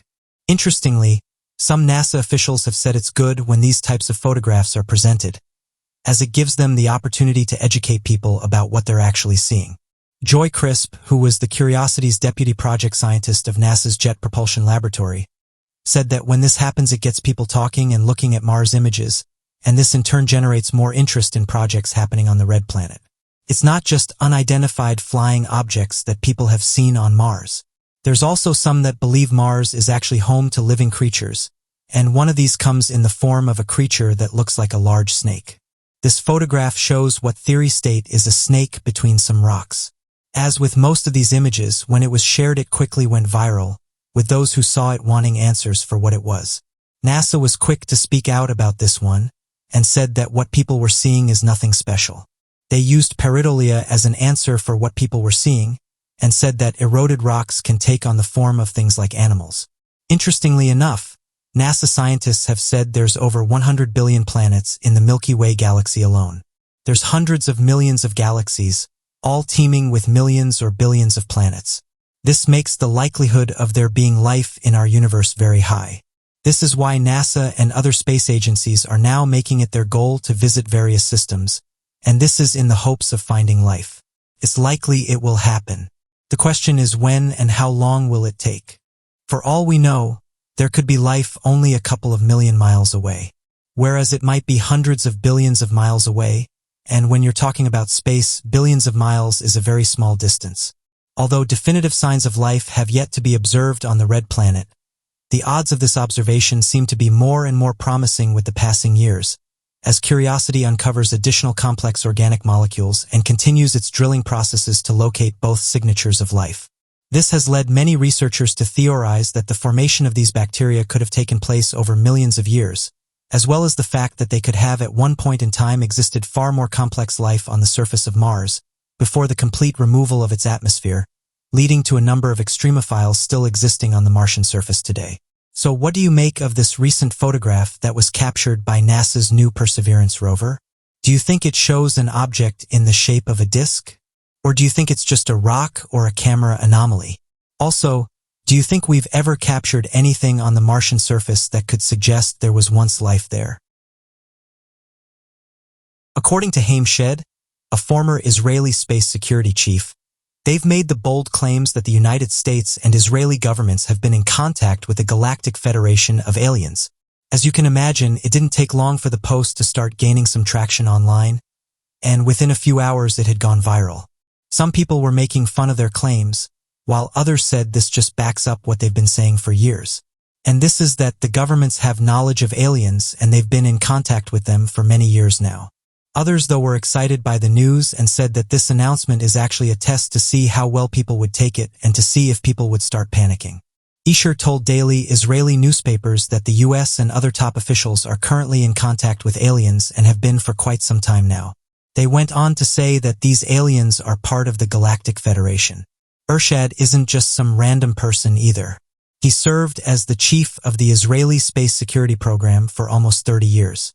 He went on to say that the Galactic Federation and top officials from our planet have met and have agreements on researching and learning about the fabric of the universe. One man has now made claims that he was able to get proof of the Galactic Federation above our planet, and said that he's put everything on the line in order to show the world the truth. This photograph was recently sent to a few UFO groups online, and they claim they were sent the images by individuals claiming they had proof of the Galactic Federation. The person who originally sneaked the images out said that they can't reveal where they got them from, but said he could be in serious trouble. That this photograph was taken above our planet and shows one of the Galactic Federation ships. On other groups, those who said they spoke to the man noted that he went into detail about how this type of information will be tough for many to swallow, and this comes down to the fact that many of us have been conditioned to reject these types of discoveries. He said that evidence has been presented in the past and many have just outright rejected it. Have ever said that all this has done is made their jobs easier, as they know that the general population can be easily manipulated. Others on the group noted that these types of objects were also seen close to the International Space Station, and said they're never as clear as this.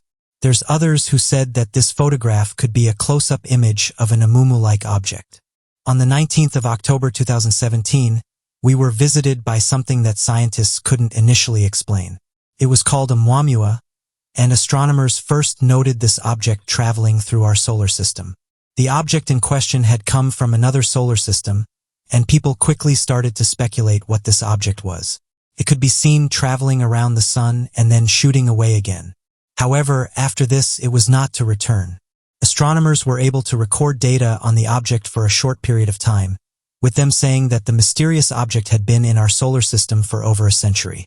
A.V. Loeb, who is the chairman of Harvard's Department of Astronomy, claims that he thinks he's found proof of extraterrestrials, and this comes in the form of a Oumuamua. Loeb started to open his mind to the possibility that this mysterious space object could be something else, and that it could be a piece of alien tech that made its way into our solar system. Those who heard about the professor putting forward this idea gave him problems, saying that it's not very often that someone in this field has an open mind and puts forward these kinds of theories. So when it happens, they should be told it's appreciated. This is one of the problems people have when scientists put forward their theories. As some amateur researchers have said, it's a little frustrating when scientists try to explain things straight away and it feels as though they don't like to leave things as unknown. No matter what you believe when it comes to UFOs, the evidence is in favor of aliens existing. And as more and more people are opening up to the possibility that we're not alone in the universe, more people are starting to take an interest. In 1983, when Gary McKinnon was just 17 years old, he went to his local cinema in North London to see a movie called War Games. In the movie, a computer genius hacks into a Pentagon network. The movie had a big impression on Gary, and it got him thinking maybe he could be a hacker too. Coupled with his interest in science fiction and UFOs, his passion for hacking was only ever going to lead him in one direction. Between February 2001 and March 2002, Gary McKinnon was able to hack into U.S. computer networks, where he allegedly uncovered a whole host of information that would land him in deep water, facing possible extradition to the United States. So the question is, what information did he expose? McKinnon claimed he managed to gain access to NASA websites, and in an interview with Rich Planet TV, claiming to have found information relating to UFOs and extraterrestrial life, he claimed to have seen an Excel sheet which had the ranks and names of unknown people, as well as another sheet which had tabs for material transfers between ships. He tried to do some research on the names of the ships, around 8 or 10 in total, but was unable to find any information relating to any of them. None of these ships were public knowledge, which led him to believe they were either secret projects or part of a non-terrestrial U.S. initiative. McKinnon stated the following: "It was not a typical thing in the military at all. So I took that to be they probably had a secret space program." End quote. He gained access to these top-secret documents through a program called Land Search. After obtaining control over the domain, he had the capability to search all the files and folders on every machine. So what do you make of this recent photograph? Do you think it shows a Galactic Federation ship above our planet? Or do you think this image could be a fake? North America is said to be home to a mysterious creature. For decades, residents have been encountering a large cryptid that they can't explain. Due to these sightings and encounters, it's caused researchers to carry out their own investigations. However, very little evidence has been presented which proves they're 100% real. This creature goes by the name of the Dogman.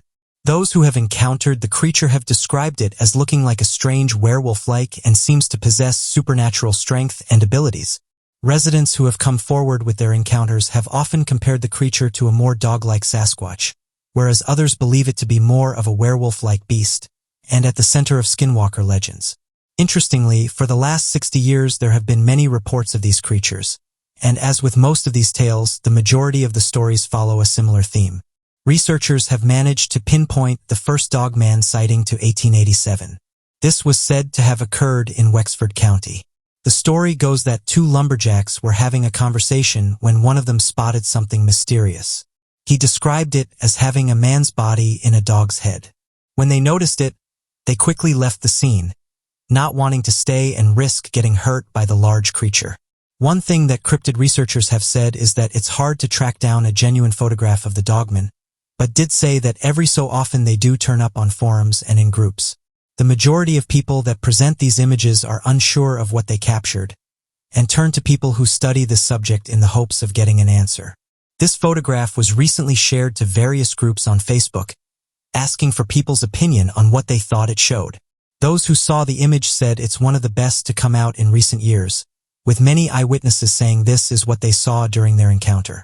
Although the majority of images that get shared of cryptids are blurry, this one is actually pretty clear. We're able to see what looks like a large creature lying down. It has a large build on what appears to be large claws. The creature also has a long snout, which is in line with what many eyewitnesses describe when talking about their encounters. One person said the following: "This is by far one of the best and clearest images we have of a Dogman. One of the things that we've had trouble with in the past is getting hold of clear images. This one is certainly one of the best we have in terms of quality. You can clearly see a creature that resembles a Dogman. I had an encounter with a Dogman back in 1999, and when I saw this image, it immediately took me back to my encounter. My sighting happened in Nevada while I was driving home. As I was driving through Mineral County, I could see something off to the left. As I drove around 100 meters towards it, I could see this thing looked like a large humanoid. It was at least 7 feet in height, was completely covered in hair. This thing also had a large snout. Ever since this encounter, I've been researching this topic in the hopes of getting some answers for what I saw. And one conclusion I've come to is that I'm not the only one this has happened to. Others have also encountered this creature. There's definitely something that lives among us, and it's definitely not human." Others went on to say the claws are terrifying and that whatever this thing is, it doesn't match any animal we know of. However, skeptics said this creature could be a bear, but others said the snout is too long for it to be a bear. One of the problems with this image, though, is tracking down who originally took it.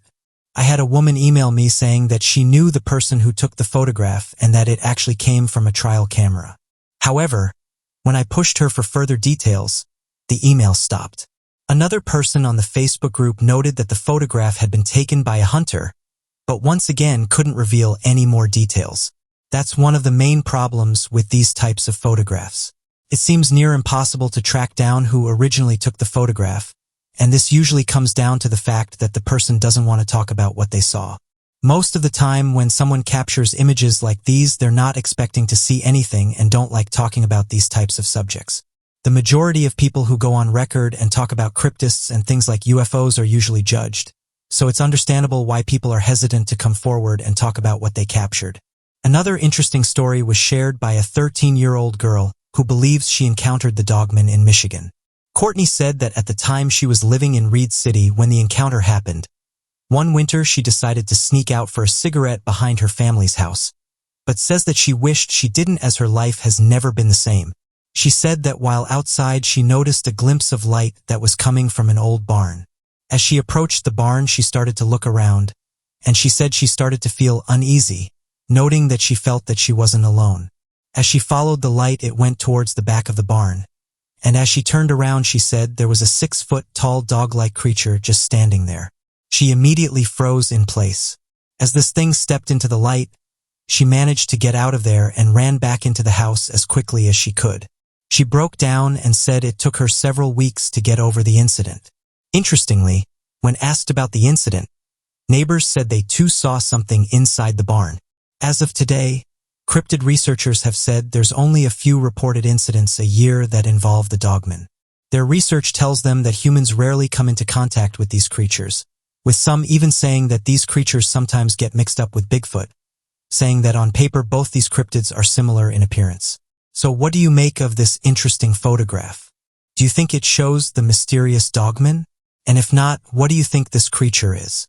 Also, have any of you encountered a creature similar in appearance to the dogman? It is fair to say that at this point the general public is waking up to some of the things that our governments did in the past. These have been released through various networks, mainly declassification channels, and it's helped us to understand how and why government officials were doing these tests. Many different theories have been put forward over the years for why our governments did these kinds of experiments, and the majority of the answers that are given is so that we can expand our knowledge. When people first questioned our governments on these experiments, 99% of the time they denied they were ever doing anything, and labeled those that pushed for answers as conspiracy theorists. This label has carried on into modern times, and is almost used as an insult to those that want to dig deeper. Take Project MKUltra, for example. MKUltra sought to alter a person's mind to gain control over them. In other words, the US government and CIA were working together to use mind control as a kind of weapon. Those who questioned their true intentions were turned down and labeled as crazy or conspiracy theorists. The irony being that it could be argued that the scientists behind the MKUltra project were actually the crazy ones. And those who said that the United States government were conducting mind control experiments were actually the ones in the right. This has happened time and time again throughout history. Someone says something that sounds crazy. They are then labeled as being delusional or conspiracy theorists. But then eventually the truth comes out and what they were saying the whole time was actually the truth. This is just one example. It's no secret that scientists have gone past that ethical line in the name of research. And one that's at the center of many theories is animal hybrids. One interesting experiment that's allegedly been carried out by some of the world's best scientists is that of the human Z. One US scientist claimed that it's been done, and that scientists and researchers have managed to breed a human and a chimp to create the human Z. Psychologist Gordon G. Gulock Jr. detailed that he was talking with a former professor when he said he'd been involved with some interesting research, and this centered around creating a hybrid chimp. This happened at an animal research lab. It's a known fact that human and chimp DNA is very similar. In fact, evolutionary biologists have said that humans and chimps share 98.8% of their DNA. Gordon Gulock went on to note, though, that this hybrid was created in secret. He said that years of research showed the team that it was possible that this hybrid could exist, and so they went ahead and created it. Gordon said it was done by artificial insemination. The creature that was birthed was then called a human Z. The scientists, however, soon started to worry about the implications of the project and what this creature would turn into. Gordon said the project was soon stopped and that the human Z was wiped out. When questioned about the story, Gordon said that it came from a scientist that he knew very well and that this individual was someone he trusted and who had a credible record. When researchers questioned the primate center where the tests were allegedly carried out, they denied that this happened. Not really surprising when you consider that what they were doing was probably done with the utmost secret, and those involved were probably sworn to secrecy. Those that have looked into this story have said it may have been the case that those working at the primate center may not have been aware this was going on, and that the scientists involved in creating the human zine may have taken precautions so their tests wouldn't be exposed. Gordon said the following about the project. In the matter of days or a few weeks, they began to consider the moral and ethical considerations, and the infant was put down. He told me the rumors were true, and he was a credible scientist in his own right. End quote. As of right now, he has no hard evidence that these tests were carried out. But as some have said, for every secret project we know about, there's probably dozens that will never see the light. When you think that the mind control experiments were happening over 60 years ago, you can't help but wonder what other tests and experiments have been conducted. Interestingly, going back a few years ago, biologists took it upon themselves to carry out a test which would show them what a chicken and dinosaur hybrid would look like. This is the first step in understanding how we could create a 21st century dinosaur and what the creature would look like. The scientists working on the project were able to isolate clusters of genes that aid in facial development. The team was then able to discover a way of stopping them in the chicken's embryos. And after doing this, what they were left with was an animal that looked very similar to what a velociraptor would have looked like. The lead author of the study, Bart Andre Bala, from Yale University, said the following: "We had not set out to create a dinosaur chicken. When examining an important evolutionary transformation, we wanted to find out about the underlying process. The biggest part of the avian skeleton that most extensively and radically diverse, we wanted to find out if the beak was functional." End quote. The scientists wanted to highlight the fact that the beaks develop in a much different way to snouts. This is because they use different sets of genes. This proves that the beak is an adaptation, as opposed to being a nose shape that is slightly different. Michael Benton from the Bristol University in the UK said the following: "Believe that the move from snout to beak occurred roughly 40 to 50 million years after the Archaeopteryx. As of right now, the scientists have said they have no plans to hatch these raptor-looking chickens." The scientists went on to say the following: "These weren't drastic modifications. They are far less weird than many breeds of chickens developed by chicken hobbyists. The rest of the animal looked okay." One needs to think about this carefully from an ethical point of view. So what do you make of the claims that scientists created a human Z?